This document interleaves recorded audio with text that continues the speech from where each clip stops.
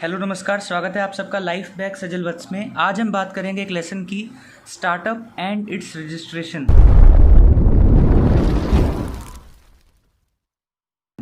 तो ये भी हमारा setting up of business entity वाला जो सब्जेक्ट है CS एग्जीक्यूटिव न्यू सिलेबस में, उसमें हमारा एक ये लेसन है स्टार्टअप एंड इट्स रजिस्ट्रेशन। तो चलिए हम स्टार्ट करते हैं इसको। तो चलिए सबसे पहले बात करते हैं स्टार्टअप का मतलब क्या होता है। तो स्टार्टअप का मतलब होता है कि आप बेसिकली एक बिज़नेस शुरू करते हैं जिसमें आपके पास आइडिया है, आपके पास थोड़े से फंड्स हैं और आप सिंपली उसको शुरू कर रहे हैं उस उम्मीद में कि वो चीज़ जो है ग्रो करेगी, वो बिज़नेस ग्रो करेगा। और उसके लिए आसान नहीं होता इतना कि जो आप बिज़नेस स्टार्ट करना चाहते हैं तो एकदम से कर लो। पर एक्चुअली स्टार्टअप को सेटअप करना इतना आसान होता नहीं है। क्यों? क्योंकि आइडिया अगर आपके पास है, आपके पास विजन है, लेकिन अगर आपके पास फंड्स नहीं हैं उसको बैक करने के लिए, उस चीज़ को सेटअप करने के लिए, क्योंकि बहुत फंड्स चाहिए होंगे, सेटअप करने के बाद उसको मेंटेन करने के लिए, रन करने के लिए भी बहुत फंड्स चाहिए होंगे। तो जब हमें पता है कि जब एक नया बिज़नेस स्टार्ट होगा तो प्रॉफिट्स तो होंगे नहीं एकदम से। क्यों? क्योंकि उसको कोई जानता नहीं, ना उसके प्रमोटर्स को जर्नली कोई जानता, तो वो बिल्कुल फ्रॉम द स्क्रैच शुरू कर रहे हैं। तो इसलिए बहुत मुश्किल होता है कि 2, 2.5, 3 साल तक तो जो है बहुत मुश्किल हो जाता है कि किसी तरह प्रॉफिट भी अर्न हो पाए। मतलब आउटफ्लो ज़्यादा होता है, इनफ्लो जो है बहुत कम रास्तों से होता है। तो इसलिए स्टार्टअप्स जो हैं वो बहुत ज़रूरी है कि उनको सपोर्ट किया जाए। और इसका जो बेसिक जिम्मेदारी है वो किसकी होती है? उस कंट्री की, जिस भी कंट्री में वो स्टार्टअप सेटअप किया जा रहा है, उस कंट्री की गवर्नमेंट की ये जिम्मेदारी होती है कि वो एक ऐसा माहौल बनाए कि जो बंदा नया बिज़नेस स्टार्ट करना चाहता है और उसको लगता है, वो पूरा कॉन्फिडेंट है कि हाँ ये बिज़नेस में दम है, उसके आइडिया में दम है, पोटेंशियल है, तो उसको फाइनेंस में जो है कहीं ना कहीं बैकिंग चाहिए, जो सपोर्ट चाहिए वो उसको ज़रूर मिले।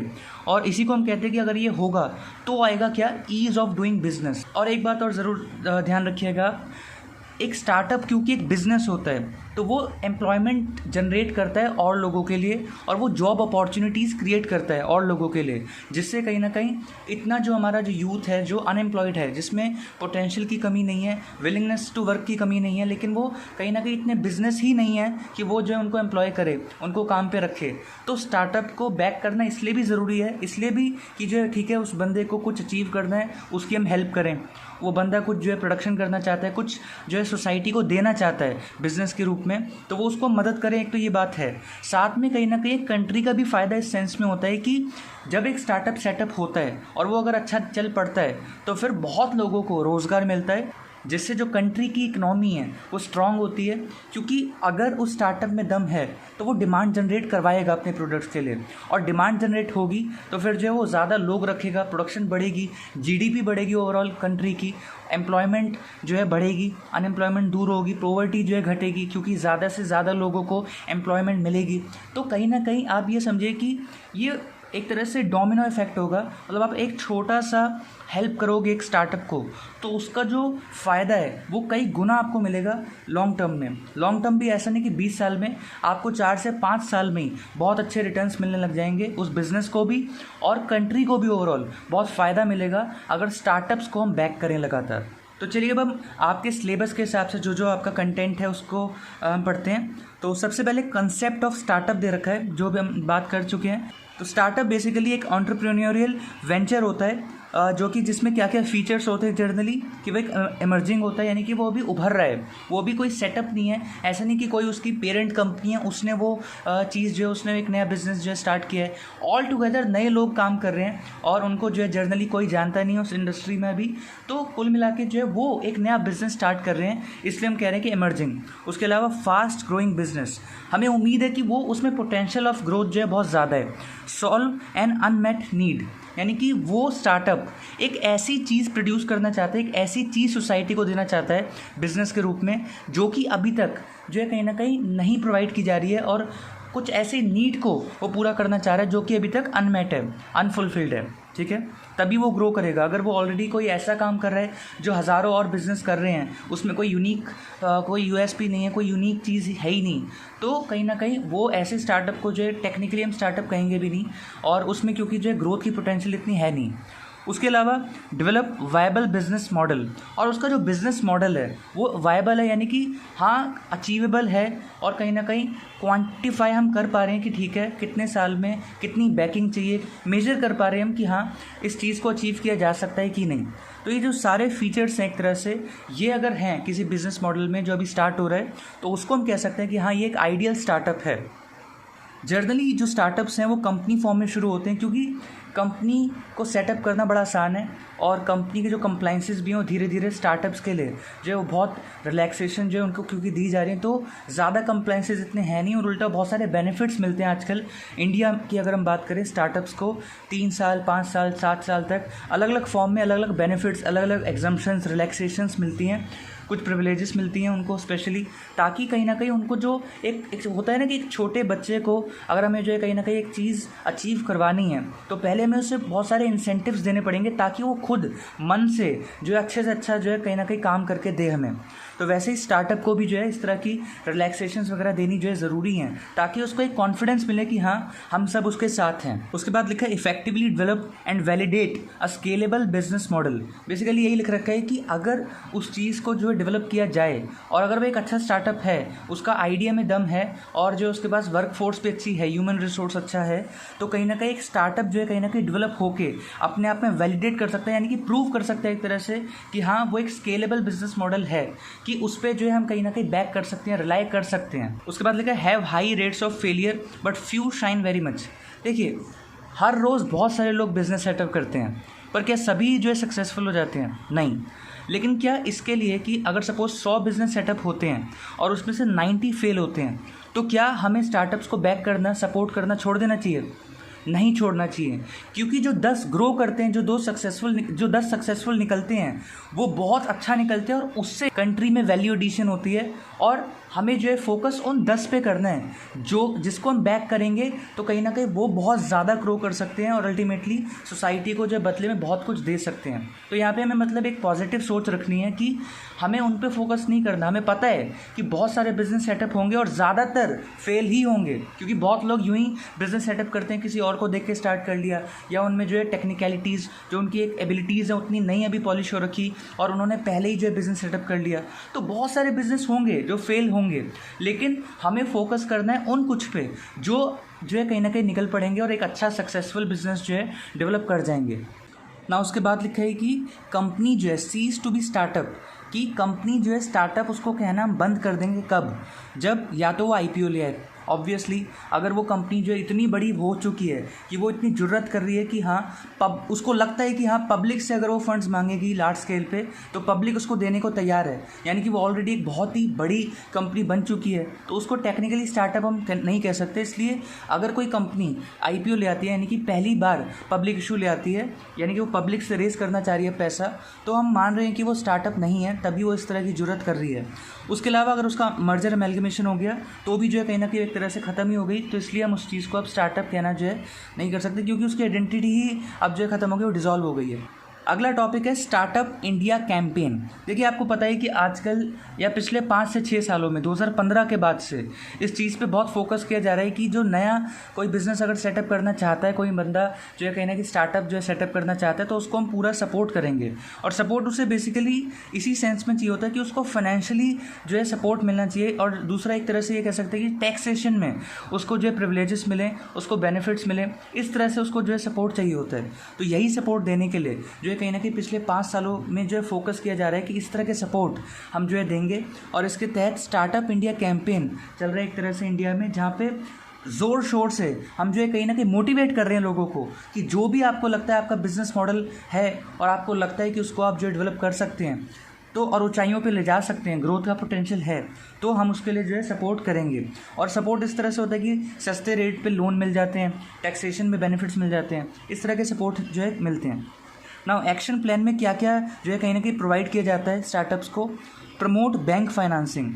बेसिकली बैंक्स को जो है बोला जाता है कि अगर आपको लगता है कि आपके पास कोई बंदा आता है, उसके पास बहुत एक अच्छा बिजनेस मॉडल है, वो अपना अगर एक प्रोजेक्ट प्लान जो है अगर आपको दिखाए और आपको लगता है कि हाँ इसमें दम है, तो आप ज़रूर उनको जो है कंसेशनल रेट्स पे, बहुत ही कम रेट पे, रेट ऑफ इंटरेस्ट पे जो है आप उनको लोन प्रोवाइड करो, और इस उम्मीद में कि हाँ वो जो कह रहे हैं वो करके दिखाएंगे। क्योंकि अगर हम उनके पास पैसे नहीं हैं और बैंक्स भी उनको इस पड़ाव पे अगर हेल्प ना करें, तो कहीं ना कहीं जो है वो नहीं हो पाएगा और बहुत सारा आइडियाज़ सिर्फ मन में रह जाएंगे और कभी ग्रो नहीं कर पाएंगे, जिसमें पोटेंशियल है कि जो है वो बड़ा होकर सोसाइटी को बहुत कुछ दे सकता है। उसके अलावा बूस्ट एंटरप्रेन्योरशिप, यानी कि बेसिकली एक माइंडसेट में चेंज लाना है कि जो ज़्यादा से ज़्यादा लोग हैं वो अपना बिजनेस सेटअप करने की कोशिश करें, ना कि जॉब सीकर्स बने। ठीक है, जॉब प्रोवाइडर्स बनने की कोशिश करें, ना कि जॉब सीकर्स। ठीक है, क्रिएट जॉब्स, वही है कि ज़्यादा से ज़्यादा जॉब्स तभी जनरेट होंगे, जॉब अपॉर्चुनिटीज़, जब हम स्टार्टअप्स को, हम एंटरप्रेन्योरशिप को भी साथ साथ जो है मोटिवेट करेंगे, तभी जो है जॉब क्रिएशन हो सकती है। उसके अलावा जॉब क्रिएशन का और कोई रास्ता है नहीं। आप गवर्नमेंट के सीने पे चढ़ के बार बार ये नहीं कह सकते कि जॉब दो जॉब दो। गवर्नमेंट के पास लिमिटेड रिसोर्सेज हैं, उनका अपना लिमिटेड एक बिजनेस मॉडल्स हैं, वो उनमें जो है जितने ज़रूरी हैं उतने ही तो लोग एम्प्लॉय करेंगे। उसके अलावा जो लोग खाली रह गए तो वो तो प्राइवेट सेक्टर में ही जो है जॉब ढूंढते हैं ना। तो अच्छा यही रहेगा कि प्राइवेट सेक्टर को मोटिवेट करो कि वो अपना बिजनेस सेटअप करें और हम सपोर्ट करेंगे उनको उनके बिजनेस सेटअप करने में। फिर लास्ट में लिख रखा है कि ये जो कैंपेन है बेसिकली पीएम मोदी ने अनाउंस किया था, कब, 15 अगस्त 2015 को रेड फोर्ट से। ओके, तो चलिए, वी होप कि आपको समझ आ रहा होगा। यदि आपको फिर भी कोई डाउट्स हो तो आप ज़रूर नोट करके बाद में कमेंट सेक्शन में बताइएगा, हम ज़रूर उनको सॉल्व करेंगे। अब हम बात करते हैं स्टार्टअप इंडिया पॉलिसी की। देखिए, बेस सेटअप हो चुका है और अगर आपने ध्यान से अभी तक की बातें सुनी हैं तो आपको बहुत सारे जो आगे का कंटेंट है जो भी है वो बहुत जल्दी समझ आएगा। और जितना हमने जो टाइम इन्वेस्ट किया है, काफ़ी जो 2-3 पेजों को ही समझाने में हमने काफ़ी टाइम लिया है, वो कहीं ना कहीं एक इन्वेस्टमेंट थी। अब जो आगे के पेजेस हैं, अगर आपको अभी तक की बात समझ आई है तो हम जल्दी कवर कर पाएंगे। चलिए हम आगे बात करते हैं। स्टार्टअप इंडिया पॉलिसी में क्या क्या आता है। गवर्नमेंट इनिशिएटिव्स, गवर्नमेंट ने अलग अलग स्कीम्स बना रखी हैं, अलग अलग जो है पॉलिसीज़ बना रखी हैं, जिसके तहत उन्होंने जो है साफ इंस्ट्रक्शंस दे रखी हैं अलग अलग बॉडीज़ को, बैंक्स को, कि आपको कहीं ना कहीं हेल्प कर दी है। और अगर आपके सामने जो है कोई एक अच्छा बिजनेस मॉडल कोई लेके आता है तो आप जो है कहीं ना कहीं उसको हेल्प करो या हमें बताओ, मतलब कहीं ना कहीं एक डिस्कशन शुरू करो कि कैसे उस बिज़नेस मॉडल को सपोर्ट करके उसको स्टार्ट करवाया जा सकता है। ठीक है, उसके अलावा बहुत सारी एग्जम्पशंस दी जाती हैं स्टार्टअप इंडिया पॉलिसी के तहत। स्टार्टअप्स को टैक्स बेनिफिट्स दिए जाते हैं, हमने बात करी। और कूलिंग पीरियड का मतलब होता है कि कुछ एग्जम्पशंस मिलती हैं। कूलिंग पीरियड का मतलब होता है कि कुछ सालों तक एक हम जो है कहीं ना कहीं ड्यूरेशन बता देते हैं कि 3 साल या 5 साल या 4 साल, और इन 3, 5 या 4 सालों में आप पे ये प्रोविजंस ऑफ लॉ जो है नहीं लगेंगे। इसकी वजह से आपकी कॉस्ट कम होगी। इसकी वजह से जो है कहीं ना कहीं आपका जो मेंटली जो टायर्डनेस है कि आपको लॉ कंप्लाई करने, इतने सारे लॉ कंप्लाई करने हैं, उससे भी जो है कहीं ना कहीं आपको छुटकारा मिलेगा। और उल्टा आपको एग्जम्पशंस के तहत आपको बहुत सारी चीज़ें हम उल्टा हम देंगे आपको। ठीक है, तो ये सारी चीज़ें जो हैं कूलिंग पीरियड के दौरान जो है आपको प्रिविलेजेस मिलती हैं। क्योंकि देखिए, हमेशा के लिए तो सारे प्रिविलेजेस दे नहीं सकते, तो एक पीरियड डिफाइन किया जाता है कि ठीक है, इतने पीरियड तक, इतनी ड्यूरेशन में जो है आप पे ये वाले लॉज नहीं लगेंगे या ये प्रिविलेजेस आपको मिलेंगी। अब हम बात करते हैं एलिजिबिलिटी की, कि एक अगर आपको स्टार्टअप अपने आप को कहलवाना है तो आपको क्या आपके अंदर जो पॉइंट्स फुलफिल होने चाहिए, सेटिस्फाई होने चाहिए, तब जाके हम आपको कहेंगे टेक्निकली कि आप एक स्टार्टअप हो। ठीक है, 3 पॉइंट्स हैं। ये तीनों पॉइंट्स जिस बिज़नेस मॉडल में हमें दिखेंगे उसी को हम टेक्निकली स्टार्टअप कहेंगे, और कॉन्सिक्वेंटली उसी को जिसको हम स्टार्टअप कह रहे हैं, जो हम आगे प्रिविलेजेस की और एग्जम्पशंस की बात कर रहे हैं, वो उन्हीं को ही मिलेंगी जो टेक्निकली स्टार्टअप है। तो ये बहुत इंपॉर्टेंट है कि एलिजिबिलिटी क्या है स्टार्टअप कहलवाने के लिए। 3 पॉइंट्स हैं। पहला कि डेट ऑफ इनकॉर्पोरेशन से 5 साल तक ही आपको जो हम स्टार्टअप कहेंगे, क्योंकि 5 साल के बाद तो आप कहीं ना कहीं एक तरह से शेयर बन गए ना उस इंडस्ट्री में। हम उम्मीद करते हैं कि यार 5 साल तक आपको हमने सपोर्ट किया, अब भी अगर आप जो बच्चे बने हुए हो तो फिर क्या फ़ायदा। तो इसलिए जो है 5 साल तक ही ये जो स्टार्टअप कहलाने का जो प्रोसेस है वो चलेगा। उसके बाद आप बड़े हो गए हो और अब आप स्टार्टअप नहीं हो। उसके अलावा साथ में बाकी दोनों चीज़ें भी साइमल्टेनियसली फॉलो कर दी हैं। क्या, टर्नओवर आपका किसी भी फाइनेंशियल ईयर में 25 करोड़ से ऊपर नहीं जाना चाहिए, यानी कि अप टू 25 करोड़ रहना चाहिए, यानी कि 25 करोड़ तक है तो चलेगा। उसके ऊपर कितना भी हो गया तो फिर अब आप टेक्निकली स्टार्टअप नहीं हो। तो किसी भी एक भी साल में अगर आपका टर्नओवर 25 करोड़ के ऊपर गया तो फिर जो आप स्टार्टअप अब नहीं हो। देखिए तीनों पॉइंट साइमल्टेनियसली तीनों सेटिस्फाई करते हैं तभी आप स्टार्टअप हो। और तीसरी बात, आप एक ऐसी चीज़ के लिए काम कर रहे हो जो एक कुछ नॉवल्टी फैक्टर है, उसमें कुछ नयापन है। अभी हम आगे बात भी करेंगे। स्टार्टअप जो है बेसिकली हम तभी कहेंगे अगर आपको, और आपको तभी जो है फ़ायदे देंगे जब आप कुछ ऐसा काम भी करके दे रहे हो जो इकोनॉमी में वैल्यू एडिशन करे। यानी कि मतलब आप या तो कोई नया प्रोडक्ट बना रहे हो, या बिल्कुल ही नया कोई प्रोसेस निकाल लिया आपने कोई एग्जिस्टिंग प्रोडक्ट को बनाने का, या मतलब कुछ आपने जो है कुछ एकदम से नया निकाला है, या वर्क फ्लो जो है जिस तरह से काम होता है उसमें कुछ आपने जो है इस तरह से चेंजेस इंट्रोड्यूस कर रहे हो पुराना काम में ही, लेकिन नए तरीके से कर रहे हो, जिससे जो है कहीं ना कहीं वो काम बहुत कम कॉस्ट के ऊपर है। वो भी एक फैक्टर हो सकता है, नोवेल्टी फैक्टर। यानी कि मतलब आपको कुछ नया प्रेजेंट करना है टेबल पे, तभी जो है कहीं ना कहीं हम आपको जो है कुछ फ़ायदे देंगे, गवर्नमेंट आपको फ़ायदे देगी। नहीं तो फिर कुल मिला के आप स्टार्टअप इसलिए कहीं नहीं जाओगे अगर आप पुराने ही जो है कहीं ना कहीं चीज़ें कर रहे हो और सिंपली रिपीट कर रहे हो जो सालों से होती आ रही हैं। तो ऐसे आप कर तो सकते हो अपना काम, लेकिन टेक्निकली आपको स्टार्टअप कहना सही नहीं होगा, क्योंकि आप बेसिकली जो है रिपीटिशन हो पुराने बिजनेसेस की। ये टॉपिक है top down approach, bottom up approach. देखिए क्या होता है, जब एक स्टार्टअप एक नया बिजनेस सेटअप होता है तो वो फोरकास्ट करता है, मतलब देखता है कि यार अगले कुछ सालों तक मुझे कितने फंड्स चाहिए होंगे। तो फोरकास्ट करने के तरीके जो है ओवरऑल दो हैं, वैसे तो बहुत सारे तरीके होते होंगे लेकिन मेनली ये दो तरीके फॉलो होते हैं, top down approach, bottom up approach. मैं इसको अभी छू नहीं रहा क्योंकि बेसिकली आपके सिलेबस का इतना पार्ट नहीं है, लेकिन फिर भी मैंने ये नोट करके रख लिया था सिंपल लैंग्वेज में, ताकि मैं आपको लास्ट में इस चीज़ को डिस्कस करूँगा। तो इसी वीडियो के लास्ट में हम वापस से टॉप डाउन अप्रोच और बॉटम अप्रोच पे आएंगे, ताकि कम से कम जो हमारा सिलेबस का कंटेंट है पहले वो कंप्लीट हो जाए, और ये एडिशनल नॉलेज हम वीडियो के लास्ट में 1 मिनट लगा के कर लेंगे। ठीक है, ओके। चलिए अब हम बात करते हैं कि कौन कौन सी एंटिटी की फॉर्म में स्टार्टअप शुरू किया जा सकता है। तो कुल मिला के ऐसी कोई बंदिशें नहीं है कि आप जो है अगर नया बिज़नेस सेटअप करना चाहते हो तो किस फॉर्म में करोगे। टेक्निकली सभी को स्टार्टअप कहना चाहिए, लेकिन आपके सिलेबस में जिस तरह से बता रखा है वैसे मैं आपके साथ बात कर रहा हूँ। तो कुल मिला के बता रखा है कि अगर आप प्राइवेट लिमिटेड कंपनी के तहत के रूप में जो है सेटअप होते हो, इनकॉर्पोरेशन कराते हो, या आप एक रजिस्टर्ड पार्टनरशिप फर्म के रूप में काम करना शुरू करते हो, या LLP के रूप में काम करना शुरू करते हो, तो आप इन फॉर्म्स में अगर आप काम कर रहे हो और बाकी जो हमने बात की थी अभी वो अगर आप कंप्लाई कर रहे हो जो कंडीशंस थी, तो आपको जो हम स्टार्टअप कहेंगे। ठीक है, उसके अलावा किन किन एंटिटीज़ को हम क्लियरली मना कर रहे हैं कि आप स्टार्टअप नहीं कहलाए जाओगे, तो वो हैं अगर आप स्प्लिट अप करके या रिकंस्ट्रक्शन होके आपको एंटिटी अगर आपने बनाई है तो वो स्टार्टअप नहीं है। क्योंकि देखिए अगर सपोज एक बिजनेस है AB लिमिटेड, उसने क्या किया, अपने आप को डीमर्ज कर दिया, और अब AB लिमिटेड तो है ही, उसने अपने ऑपरेशंस कम कर लिए और AB लिमिटेड का एक डिपार्टमेंट जो है एक नया कंपनी फॉर्म में जो है शुरू कर दिया। सपोज उसको बोल दिया B लिमिटेड। अब B लिमिटेड वैसे टेक्निकली तो अभी हम देख रहे हैं कि नया बिजनेस शुरू किया है ऑन पेपर, लेकिन एक्चुअली क्या बिल्कुल क्या डे 1 है उसका? नहीं, वो तो ऑलरेडी बिजनेस करता आ रहा था वो डिपार्टमेंट AB लिमिटेड के अंदर।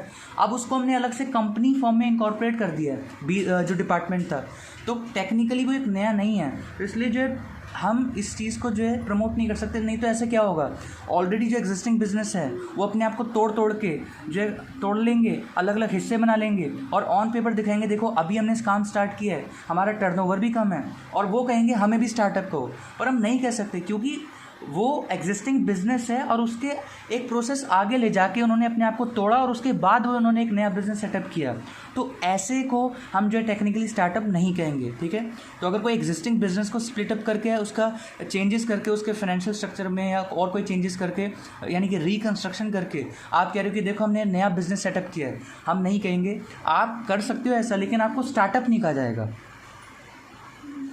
उसके अलावा अगली एक बात लिख रखी है कि अगर आपको टैक्स बेनिफिट्स लेने हैं तो आपको एक सर्टिफिकेट लेना पड़ेगा।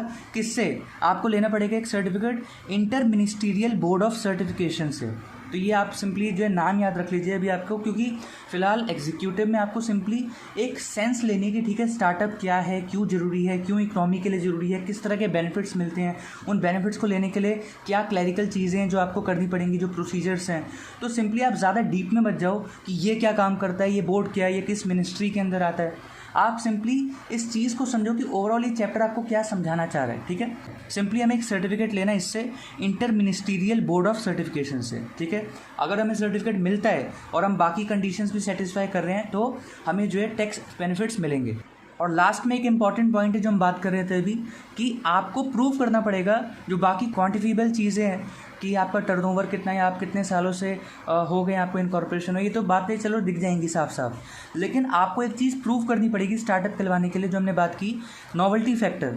और नॉवेल्टी फैक्टर प्रूव करने के लिए दो में से कोई भी एक चीज़ अगर आप प्रूव कर देते हो तो हम कहेंगे कि हाँ आप में नॉवेल्टी फैक्टर है और आप स्टार्टअप कहलाने लायक हो।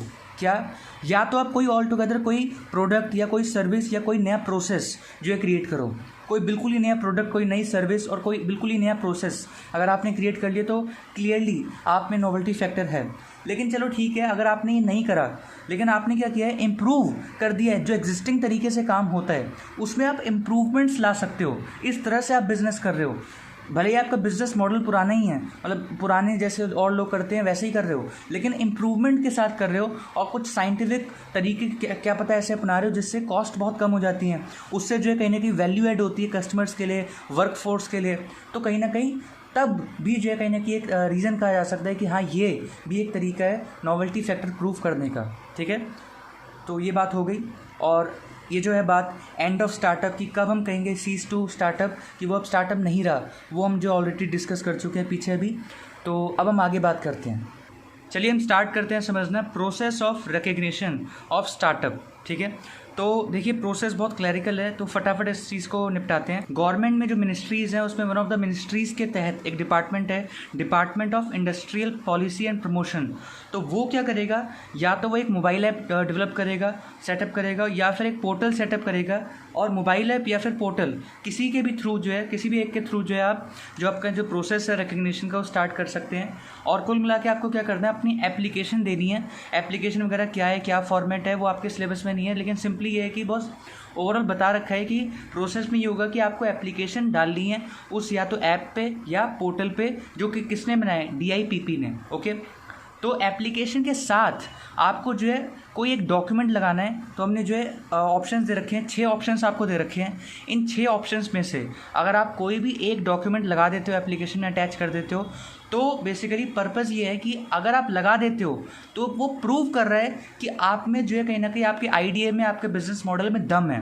क्योंकि देखिए अभी हम जो 6 पॉइंट्स पढ़ेंगे, ये सारे जो 6 के 6 पॉइंट्स हैं इसी तरफ इशारा कर रहे हैं कि ऑलरेडी कहीं ना कहीं वेरीफाई आप करवा चुके हो अपने बिजनेस मॉडल को, और आप कहीं ना कहीं ये प्रूव कर चुके हो किसी एक अच्छी खासी बॉडी को कि हाँ आपके बिजनेस मॉडल में दम है और आप ग्रो कर सकते हो अगर आपको फाइनेंशियल सपोर्ट दिया जाए।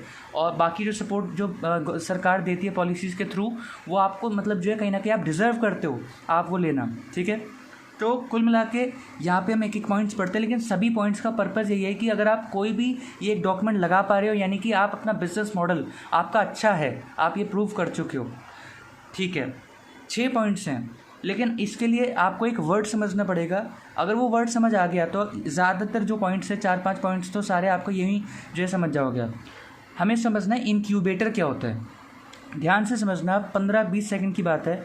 इनक्यूबेटर का मतलब है, ध्यान से सुनिए, ऐसी बॉडीज़, ऐसी संस्थाएं जो शायद या तो प्राइवेटली या तो सेटअप है या सरकार के तहत वो रजिस्टर्ड हैं या सेबी वगैरह के साथ रजिस्टर्ड हैं, और उनका काम ये होता है कि जो भी नए बिजनेस हैं, क्योंकि उनके पास, उन नए बिज़नेस के पास फंड्स नहीं होते, लेकिन सेटअप करने के लिए उनको नॉलेज चाहिए, लीगल सर्विसेज चाहिए, IT सर्विसेज चाहिए, टेक्निकल सर्विसेज चाहिए। तो इनक्यूबेटर्स क्या करते हैं, ये सर्विसेज प्रोवाइड करते हैं, और जब वो बिज़नेस सेटअप हो जाता है तो वो इनक्यूबेटर्स वगैरह अपनी सर्विसेज प्रोवाइड करने के बदले में पैसे नहीं लेते, वो सिंपली ओनरशिप एक्वायर कर लेते हैं उतने अमाउंट की, उतनी वैल्यू की उस स्टार्टअप में। अगर आपको समझ आ गया इतने से तो बहुत अच्छी बात है। अब मैं दूसरे तरीके से समझाने की कोशिश करता हूँ। देखिए इनक्यूबेटर क्या होता है, जनरली या तो ये संस्थाएं होती है, पूरी बॉडी सेटअप्स होते हैं, इंस्टीट्यूशंस होते हैं, या इंडिविजुअल्स भी हो सकते हैं, लेकिन यहाँ पे हम बात करेंगे संस्थाओं की।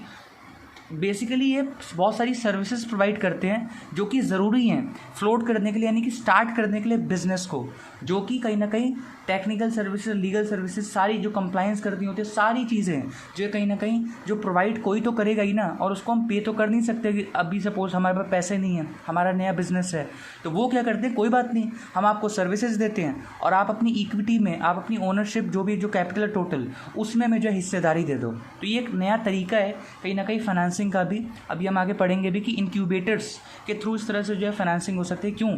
हम उनको पैसे नहीं देंगे, उनकी सर्विसेज ले लेंगे और बदले में स्टार्टअप में जो कहीं ना कहीं उनको हिस्सेदारी दे देंगे, ओनरशिप।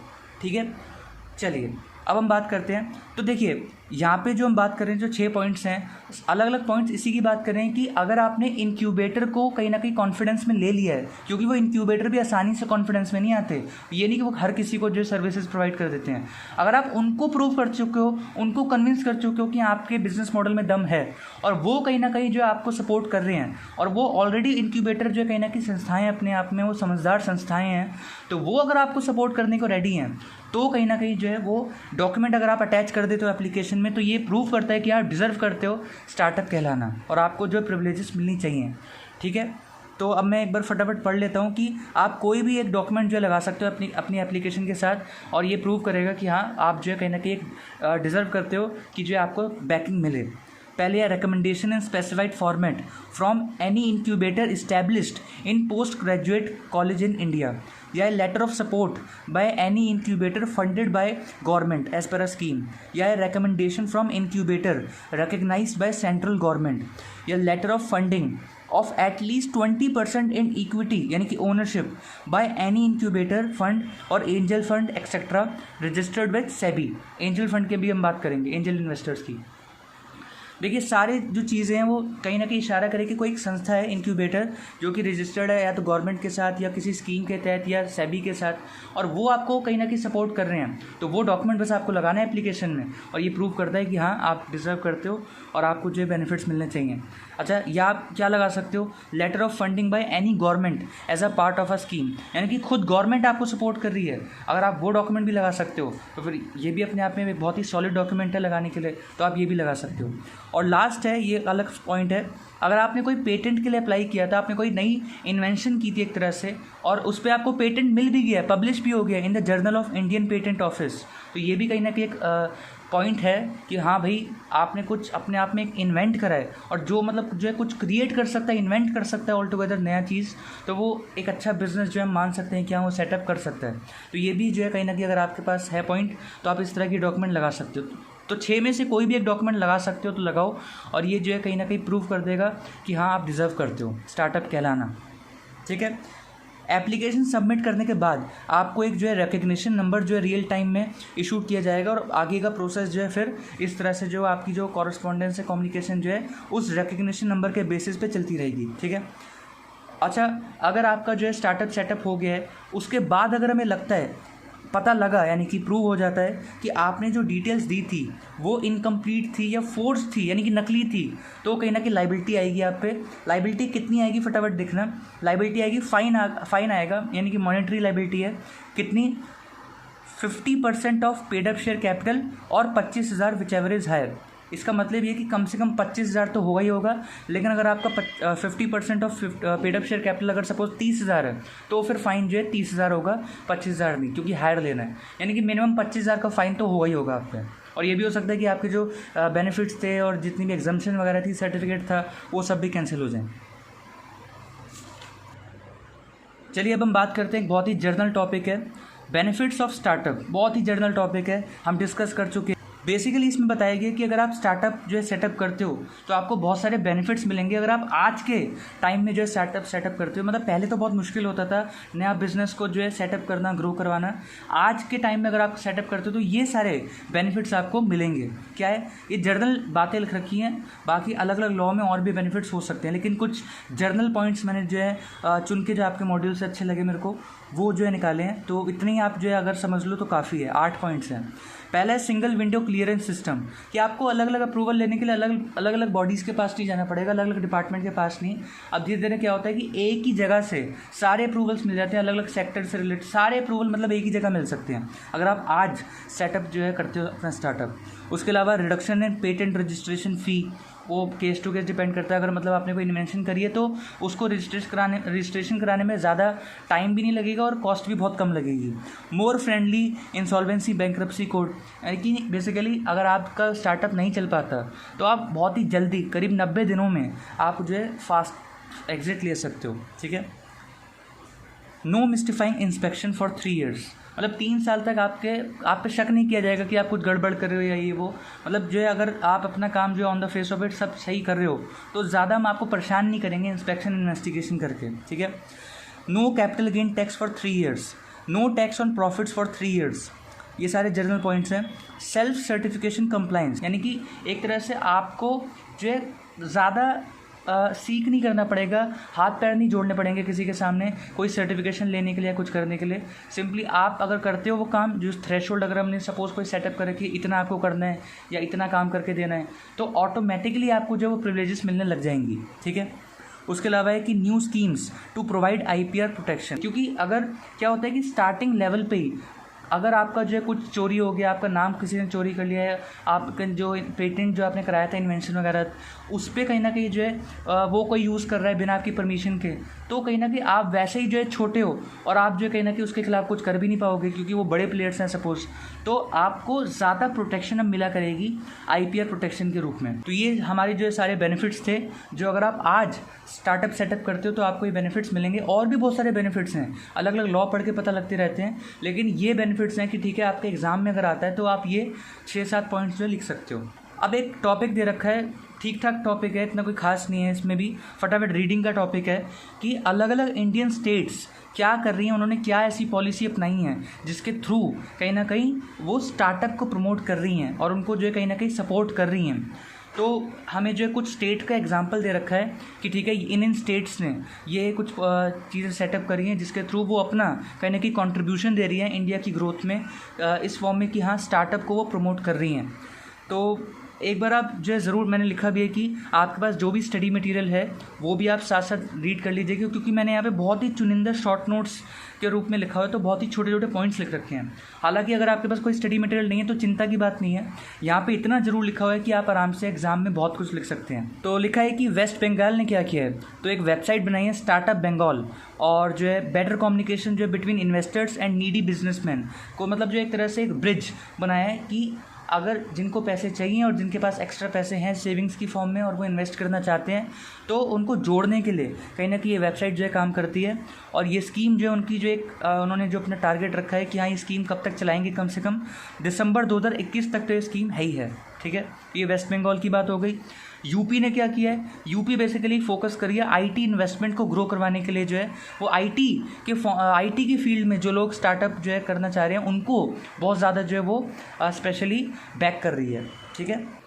उड़ीसा ने क्या किया है, बहुत जनरल बात लिखी है कि इनका विज़न है कि हाँ ये इंडिया में जितनी भी स्टेट्स हैं उनमें टॉप 3 में कहीं ना कहीं जो इन्वेस्टमेंट डेस्टिनेशन में उड़ीसा का नाम आए, क्योंकि अभी शायद उतना नहीं है, लेकिन इसकी विज़न है कि हाँ हम इतना मेहनत करेंगे, इतनी इन्वेस्टमेंट जो है कहीं ना कहीं लाएंगे और ला के दिखाएंगे कि भाई देखिए हम टॉप 3 में आके दिखा देंगे, ठीक है। और इसके लिए जो उन्होंने एक 10 ईयर प्लान बना रखा है जो कि 2025 तक का प्लान है। 2016 में उन्होंने ये प्लान जो है अनाउंस किया था। देखिए आपको लग रहा होगा कुछ खास नहीं बता रखा, वही बात है, मैं भी क्या कर सकता हूँ, आपकी स्टडी मटेरियल में ऐसे दे रखा है, तो बस जानना ज़रूरी है क्योंकि इस तरह के वो क्वेश्चन पूछ लेते हैं। तो एक बार नज़रों के सामने से निकाल दो तो एक बार जो है फिर आपको काफ़ी चीज़ें याद हो जाएंगी, ताकि आप वहाँ पर जो है लिख सकते हो। राजस्थान ने क्या किया है, राजस्थान का थोड़ा प्लान बेटर है क्योंकि उसने क्वांटिफाई कर रखा है बहुत ही कंक्रीट तरीके से कि भाई हमारा जो उन्होंने जो प्लान है वो 2015 में निकाला था, टारगेट बना रखा है बहुत ही साफ शब्दों में और मेजर कर रखा है कि भाई हमें 500 स्टार्टअप जो है 2015 से 2020 के दरमियान हमें जो है सेटअप करवाने सक्सेसफुली। बहुत ही सही, मतलब जो है सही तरीका है। देखिए आपके ऑब्जेक्टिव्स आपने सुन भी रखा होगा, आपने पढ़ा भी होगा कि जितना ज़्यादा हो सके स्पेसिफिक हों, मेजर किए जा सकते हों तो वो बहुत अच्छा है। तो राजस्थान ने ये काम अच्छा किया है कि ठीक है 500 एक फिगर रखी है। अच्छा, उसके लिए क्या किया उन्होंने कि 5 साल में वो 500 करोड़ इन्वेस्टमेंट जो है किसी तरह से जो है लाएंगे राजस्थान के अंदर, ये उन्होंने जो है एक टारगेट रखा है। तो राजस्थान ने सारे अपने जो टारगेट्स हैं वो प्रॉपर न्यूमेरिकल फॉर्म में बता रखे हैं। अच्छा, कर्नाटका का पूछा जा सकता है, ज़रूर एक बार देखिएगा। कर्नाटका ने अपना एक 5 साल का प्लान बनाया है और उन 5 साल में उसको क्या अचीव करना है उसने बहुत ही अच्छे से उसने जो अपने टारगेट्स लिख रखे हैं, बहुत ही स्पेसिफिकली उसने अपने टारगेट बताए हैं। 4 टारगेट है उसके, ध्यान से देखिएगा। 25 टेक स्टार्टअप जो उसको सेटअप करवाने हैं जिसका काम मेनली होगा टू सॉल्व सोशल प्रॉब्लम्स, ठीक है। 2000 सिंपल नॉर्मल जो टेक स्टार्टअप्स हैं उनको जो है सेटअप करवाना है। 600 अलग अलग और जो इंडस्ट्री के स्टार्टअप्स हैं उनको जो है सेटअप करवाना है और इन सब से मिला के उसको 18 लाख जॉब जो है जनरेट करनी है। तो उसका प्लान भी जो है मतलब बहुत ही साफ शब्दों में उन्होंने बता रखा है कर्नाटका ने कि ये चीज़ें जो उनको अचीव करनी है 5 साल में, 2015 से 2020 में। अब हम बात करते हैं गुजरात की। देखिए, गुजरात ने एक 3 स्टेज का एक प्रोसेस बना रखा है कि जो इनोवेटर्स हैं जिनके पास एक आइडिया है वो क्या करेंगे, अपना आइडिया बताएंगे अलग अलग इंस्टीट्यूशंस को जो गवर्नमेंट ने सेटअप किए हैं गुजरात में। और वो इंस्टीट्यूशंस अगर जो है कहने की कन्विंस हो जाते हैं तो वो जो चुनिंदा जो अच्छे जो ऑल्टरनेटिव्स हैं निकल के आए उनके सामने, तो वो इंस्टीट्यूशंस उन चुनिंदा जो सिलेक्टिव जो उन्होंने करे हैं आइडियाज़ को वो गवर्नमेंट कमेटी को बताएंगे और फिर गवर्नमेंट जो है कहीं ना कहीं पर्सनली एक तरह से उनको सपोर्ट करेगी उन इनोवेटर्स को उनके बिजनेस में। तो उन्होंने 3 स्टेज प्रोसेस बना रखा है। और झारखंड ने क्या किया है, झारखंड ने बहुत रिसेंटली अपनी एक पॉलिसी बनाई है और मतलब बाकियों से लेट बनाई है इन्होंने। 2016 तक सबकी बन गई थी लेकिन उन्होंने थोड़ा लेट बनाई और इन्होंने क्या किया है, एलोकेट किए 10 करोड़। किस लिए? इनोवेशन और इंक्यूबेशन सेंटर जो है ये सेटअप करेंगे क्योंकि इंक्यूबेटर्स बहुत ज़रूरी हैं आजकल।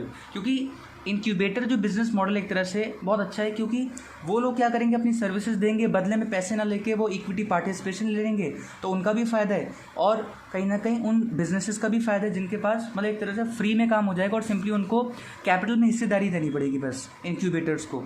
तो इंक्यूबेशन सेंटर्स को सेटअप करने पे फोकस किया जा रहा है अक्रॉस इंडिया। झारखंड ने ये भी बोला है कि वो IIMs यानी कि इंडियन इंस्टीट्यूट जो मैनेजमेंट है, अलग अलग इंस्टीट्यूट्स हैं इंडिया में, वो उनसे जो है वो बहुत मदद लेंगे इनोवेशन की फील्ड में। और उसके अलावा ये कोई एक स्पेसिफिक सेक्टर नहीं, ये अलग अलग सारे नेचर ऑफ बिजनेस में जो स्टार्टअप हैं उन सभी को जो है इनकरेज करते हैं, ठीक है। अब अगला टॉपिक है एग्जम्पशंस टू स्टार्टअप्स। ये भी आप जो है आपका अगर आपके पास जो भी स्टडी मटेरियल है, आपके पास कोई बुक है ऑथर की या फिर आपका ICSI का मटेरियल है, उससे भी एक बार साथ साथ रीड कर लीजिएगा क्योंकि मैंने यहाँ पे बहुत शॉर्ट पॉइंट्स लिखे। लेकिन कोई बात नहीं, अगर आपके पास वो नहीं है तो भी जो मैं समझा रहा हूँ वही जो उसकी एक्सप्लेनेशन है, तो आप सिंपली ध्यान से सुन के भी समझ के भी जो है आप वहाँ पर प्रोड्यूस कर सकते हैं एग्ज़ाम में। मैं फटाफट बोलता हूँ क्योंकि हमने ये बेनिफिट्स जब हम पढ़ रहे थे तो वहाँ पर भी ये सारी बातें कर ली थी, तो एक बार मैं फटाफट सिर्फ रीड कर देता हूँ। तो एग्जम्पशन क्या क्या मिलती हैं स्टार्टअप्स को? सिंपल प्रोसेस है, ठीक है, कॉस्ट कम हो गई है आजकल सेटअप करने की। उसके अलावा इजी एक्सेस टू फंड्स है, फंड्स आसानी से मिल जाते हैं। टैक्स हॉलीडे है 3 साल का जर्नली। उसके अलावा R&D फैसिलिटीज़ भी उनको मिलती है गवर्नमेंट की तरफ से। उसके अलावा काम जो है जल्दी हो जाता है गवर्नमेंट डिपार्टमेंट द्वारा। और टैक्स सेविंग्स हैं उनके लिए भी जो इन्वेस्ट करते हैं स्टार्टअप में, यानी कि जो स्टार्टअप जो बिजनेसमैन जो स्टार्टअप सेटअप करने वाले जो बिजनेसमैन हैं उनको तो फ़ायदा मिल ही रहा है, लेकिन उसके अलावा अगर स्टार्टअप में अगर आप इन्वेस्ट करते हो अपनी सेविंग्स तो आपको भी फ़ायदा मिलेगा, एक तरह से इनाम मिलेगा आपको कि हाँ भाई आप स्टार्टअप को हेल्प कर रहे हो अपनी सेविंग्स उनको देके, तो आपको भी जो है कहीं ना कहीं टैक्सेशन वगैरह में बेनिफिट्स मिल सकते हैं। और लास्ट है ईजी एग्जिट, यानी कि क्योंकि इंसॉल्वेंसी एंड बैंक्रप्सी कोड में जो इस तरह की अपडेशंस आई हैं, अमेंडमेंट्स आई हैं, जिसकी वजह से अगर कोई स्टार्टअप नहीं चल पाता और उसको जो है कहीं ना कहीं अब एग्जिट लेनी है तो उसको ज़्यादा हैरेस नहीं किया जाएगा, परेशान नहीं किया जाएगा, बहुत ही जल्दी उसको पीसफुली एग्जिट दे दी जाएगी। तो ये हो गई हमारी एग्जम्पशंस टू स्टार्टअप्स। देखिए बात सारी वही है जो हम करते आ रहे हैं, उसको अलग अलग हेडिंग के तहत पूछा जा सकता है, लेकिन कुल मिला के आपको ओवरऑल अगर आप स्टार्टअप टॉपिक को अच्छे से समझ जाओ आपके पास बहुत कुछ है लिखने को वहाँ पर। अब हम बात करते हैं टैक्स एग्जम्पशंस की, जो कि स्टार्टअप्स को स्पेशली दी गई हैं और उसके लिए अलग से सेक्शन भी डाला गया है। तो 2017-18 के बाद से जो ये एग्जम्पशंस जो है मिलती हैं स्टार्टअप्स को, जिसके लिए सेक्शन है 80 IAC। ये सेक्शन 80 IAC है इनकम टैक्स एक्ट 1961 का। तो फटाफट बात कर लेते हैं क्योंकि टैक्स में मैं ज़्यादा एक्सप्लेन करने की कोशिश करूँगा भी नहीं। तो ओवरऑल बस मैं बात बताना चाह रहा हूँ क्या है। बात यही है कि 1 अप्रैल 2016 के बाद अगर कोई स्टार्टअप जो इनकॉर्पोरेट हुआ है तो उसको जो है एक तरह से 100% टैक्स रिबेट मिलेगी ऑन प्रॉफिट 3 साल तक। यानी कि जो 3 साल होंगे आपके जब आपने प्रॉफिट कमाया, उन 3 सालों में आपको जो है उस पर टैक्स नहीं देना। अभी आप समझना बात को, बात क्या है। इसके लिए जो है स्टार्टअप इंडिया पॉलिसी में जो है बता रखा है कि शुरू के 7 सालों में अगर आपको कभी भी प्रॉफिट होता है तो 3 सालों तक के लिए जो आपको एग्जम्पशन दे दी जाएगी। ठीक है, बात ये ध्यान से समझना। देखिए, पहली बात तो आपका पहले साल में प्रॉफिट आ जाए, बहुत कम चांस है। दूसरे में भी आ जाए, बहुत कम चांस है। हो सकता है कि तीसरे में आपका प्रॉफिट आ जाए। ठीक है, तो अब देखिए यहाँ पे ये नहीं बोल रखा कि शुरू के इनकॉर्पोरेशन से 3 साल तक आपको टैक्स बेनिफिट मिलेंगे। क्यों? क्योंकि ये तो हमें भी पता है कि शुरू के 2 या 3 साल तक प्रॉफिट आएगा ही नहीं। तो इन्होंने बहुत अच्छी प्रोविजन बनाई कि देखिए शुरू के 7 सालों में तो कभी ना कभी आएगा ना प्रॉफिट, तो आपका शुरू के 7 सालों तक आप जो है मैक्सिमम 3 सालों तक का प्रॉफिट जो है एग्जम्प्ट हो जाएगा और उस पर आपको जो है टैक्स नहीं देना। इससे फ़ायदा ये हुआ है कि अगर आपका प्रॉफिट तीसरे साल में आया तो तीसरे, चौथे, 5वें साल अगर आपका प्रॉफिट आ गया तो आपको उन तीनों सालों पे जो है प्रॉफिट पे टैक्स नहीं देना। अगर हम ये कह देते ना कि इनकॉर्पोरेशन से 3 साल तक आपको टैक्स नहीं देना, तो ये तो उल्टा एक तरह से एग्जाम्पशन देते ही ना इससे अच्छा। तो क्यों? क्योंकि हमें भी पता है कि 2-3 साल तक तो प्रॉफिट होगा ही नहीं। तो ये आपने एग्जाम्पशन दी क्या? जब प्रॉफिट होना ही नहीं है तो उस पर प्रॉफिट पे टैक्स, प्रॉफिट ही नहीं हुआ तो फिर टैक्स देना तो वैसे ही बनता था। तो इसलिए बहुत अच्छी प्रोविजन बना रखी है कि शुरू के 7 सालों में तो कभी होगा ही ना प्रॉफिट। तो शुरू के 7 सालों में अगर आपका जो है 4-5 साल प्रॉफिट हुआ है तो उनमें से 3 साल का प्रॉफिट जो है एक तरह से एग्जम्प्ट है। अच्छा, उसके अलावा ये बोल रखे हैं कि 5 साल तक यानी कि 31 मार्च 2021 तक आपका टर्नओवर किसी भी फाइनेंशियल ईयर में 25 करोड़ के ऊपर नहीं जाना चाहिए। ये तो हमने बात कर भी ली थी। उसके अलावा बोल रखे हैं कि ठीक है, प्रॉफिट पे टैक्स नहीं देना, उससे एग्जम्पशन है, लेकिन मैट जो होता है 18.5% से वो आपको जो है देना ही देना पड़ेगा। लेकिन हाँ, उसमें भी एग्जम्पशन है। अगर आपका प्रॉफिट नहीं होता शुरू के 5 सालों में, मतलब 1 भी रुपया अगर प्रॉफिट नहीं हुआ तो फिर आपको मैट भी नहीं देना। तो इसका मतलब है कि अगर आपका प्रॉफिट है तो आपको शायद प्रॉफिट पे टैक्स नहीं देना, लेकिन फिर भी मैट आपको देना पड़ेगा। ठीक है, और अगर आपका लेकिन प्रॉफिट ही नहीं है तो फिर प्रॉफिट पे टैक्स तो वैसे ही नहीं बनता और फिर आपको मैट भी नहीं देना। इसके अलावा अगर आपका लॉन्ग टर्म कैपिटल गेन हो रहा है तो वो 3 साल तक जो है उस पर टैक्स नहीं लगेगा। ठीक है, देखिए एक बात समझिएगा, मैं बहुत ही जर्नल तरीके से बता रहा हूँ टैक्स के एग्जम्पशन, क्योंकि मैं कोई उसमें एक्सपर्ट नहीं हूँ कि इसकी प्रोविजन किस तरह से इंटरप्रेट करनी है। लेकिन हाँ, जो मेरी फर्स्ट रीडिंग से जो मुझे लगा उसका मतलब कहीं ना कहीं यही कहना चाह रही है वो जो मैंने आपको बताया। बाकी टैक्स के लिए आप विवेक गाबा सर की वीडियोज़ देख सकते हैं, उन्होंने ये वाला ज़रूर डिस्कस किया होगा कहीं ना कहीं। अब हम बात करते हैं जो कैपिटल गेन से रिलेटेड जो एग्जम्पशंस दे रखी हैं टैक्स में, उसकी हम बात करते हैं। तो 2 एग्जम्पशन की बात कर दी है हमें। इसके लिए section 54 GB of income tax act 1961 का हम पढ़ते हैं। तो सेक्शन 54 GB में जो है 2 एग्जम्पशंस की हमारे सिलेबस में बात की गई है। तो पहली एग्जम्पशन की बात करते हैं। जो मुझे पढ़ के लगा, वो मुझे लगा कि ये एग्जम्पशन नॉर्मल लोगों के लिए है, कि क्योंकि नॉर्मल लोगों को भी तो अपना जो उनको लॉन्ग टर्म कैपिटल गेन होता है तो वो या तो अपने पास रखते हैं या वो कहीं इन्वेस्ट कर देते हैं। तो हम कहीं ना कहीं यहाँ पे चाह रहे हैं सेक्शन 54 GB में कि अगर आपको लॉन्ग टर्म कैपिटल गेन हुआ है या कैपिटल गेन हुआ है, चलो आपको वो अगर आप स्टार्टअप्स में अगर इन्वेस्ट कर देते हो, यानी कि आप इकोनॉमी को हेल्प कर रहे हो, तो फिर हम आपको जो एग्जम्पशन दे देंगे टैक्स में। तो मुझे लग रहा है कि ये जो प्रोविज़न है इस तरह से बनाई गई है। तो पहली ये बात करती है कि आपको जो अगर आपको लॉन्ग टर्म कैपिटल गेन है तो जनरल बात करते हैं, और अगर आपने उसको MSME या फिर किसी एलिजिबल स्टार्टअप, वो एक लिस्ट तैयार होती है, अगर एलिजिबल स्टार्टअप जो एलिजिबल स्टार्टअप के डेफिनेशन में फॉल करते हैं, उन स्टार्टअप्स में अगर आपने जो है इन्वेस्ट किया अपने लॉन्ग टर्म कैपिटल गेन को, तो फिर आपका जो लॉन्ग टर्म कैपिटल गेन है उस पर कोई टैक्स लगेगा नहीं। दूसरी एग्जम्पशन बात करती है कि अगर कोई इंडिविजुअल है, कोई HUF है, वो अपनी रेजिडेंशियल प्रॉपर्टी बेचता है और उसके बाद जो भी उसको जो है कैपिटल गेन हुआ, अगर वो उस कैपिटल गेन को आइडल नहीं रखता या कहीं और इन्वेस्ट नहीं कर रहा, वो क्या कर रहा है, एलिजिबल स्टार्टअप्स जो हैं उसमें जो है उसके जो शेयर्स है कहीं ना कहीं परचेज कर रहा है 50% या ज़्यादा, उससे जो इक्विटी शेयर्स हैं उसके, वो अगर वो ले रहा है तो पूरा का पूरा जो लॉन्ग टर्म कैपिटल गेन है वो एग्जम्प्ट हो जाएगा। लेकिन 2 कंडीशंस हैं। जो आपने वो शेयर्स परचेज़ किए उस पर एक तरह से लॉक इन लग जाएगा 5 साल का, वो आप 5 साल तक ना कि बेच सकते हो और ना ही किसी और को ट्रांसफ़र कर सकते हो। और दूसरी बात है, स्टार्टअप को जो ये पैसा मिला जो आपने दिया है, स्टार्टअप ने भी वो पैसा अपने बिजनेस के लिए यूज़ करना है। यानी कि लूप होल सारे बंद कर दिए हैं। आपको अपना पैसा जो है दे के भूल जाना है, यानी कि शेयर्स पकड़े रखने हैं, यानी कि आपने आज खरीदे कल बेच दिए, यानी कि आप पे लॉक इन लगा दिया। और स्टार्टअप्स जो हैं उनको जो ये वाला पैसा मिला उनको भी अपने बिजनेस में यूज़ करना है, बिजनेस के एसेट्स वगैरह खरीदने हैं, ना कि कहीं और जो है किसी को लोन देना है, कुछ करना है, अपने बिजनेस में यूज़ करना है। इसलिए ही आपको पैसा दिलवाया गया है। तो मतलब बहुत ही अच्छी प्रोविज़न बनाई गई है जो मेरी इंटरप्रिटेशन है। तो कुल मिला के ये है। बाकी मैं फिर कह रहा हूँ कि टैक्स से रिलेटेड जो प्रोविजंस हैं उसके लिए आप जो है किसी और को भी रेफ़र ज़रूर कर सकते हैं। अब हम बात करते हैं जो कंपनीज एक्ट 2013 अलग अलग एग्जम्पशंस देता है स्टार्टअप्स को, वो एक जगह इकट्ठी कर दिए हैं, तो उसकी हम बात करते हैं फटाफट। सेक्शन 73 जो कि डिपॉजिट फ्रॉम मेंबर्स की बात करता है, उसमें बड़े सारी कंडीशंस होती हैं। आपको मतलब जो है DPT 1 में जो है मतलब वो एडवर्टीजमेंट वगैरह देना होता है, तो बहुत सारी ऐसी छोटी मोटी कंडीशंस होती हैं, वो कंप्लाई नहीं करने की ज़रूरत है स्टार्टअप को 5 साल तक। इनकॉर्पोरेशन से 5 साल तक वो सिंपली डिपॉजिट ले सकते हैं मेंबर से, उनको कंडीशंस वगैरह जो है कंप्लाई नहीं करनी।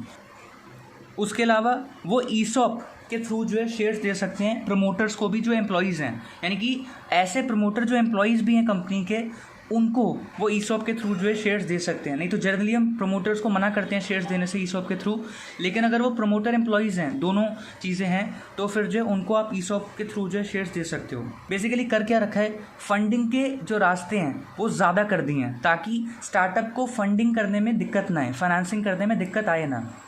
फिर बोल रखा है कि स्वेट इक्विटी के रूप में जो है एक अपर कैप लगा रखी होती है कि हाँ कि आपके जो स्वेट इक्विटी फॉर्म में जो शेयर्स हैं वो टोटल जो है आपकी पेड अप कैपिटल का 25% तक ही हो सकता है, लेकिन स्टार्टअप के लिए वो 50% तक भी हो सकता है। ठीक है, तो स्वेट इक्विटी शेयर्स के लिए हम जो कंपनीज एक्ट में शेयर कैपिटल जो लेसन पढ़ते हैं, आप वहाँ पे जो है डिटेल में पढ़ सकते हैं कि स्वेट इक्विटी शेयर्स क्या होते हैं।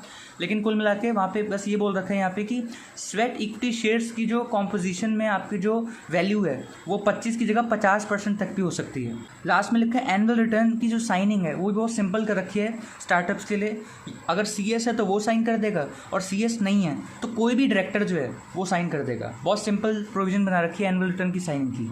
अब एक बहुत ही सिंपल सा टॉपिक है रजिस्ट्रेशन स्टेप्स फॉर स्टार्टअप्स। इसको भी मैं कहूँगा कि आप साथ में अगर आप बुक से भी थोड़ा सा और रीड कर सकते हैं तो ज़रूर कीजिएगा, लेकिन खैर बहुत सारी चीज़ें हमने यहाँ पे लिख रखी है।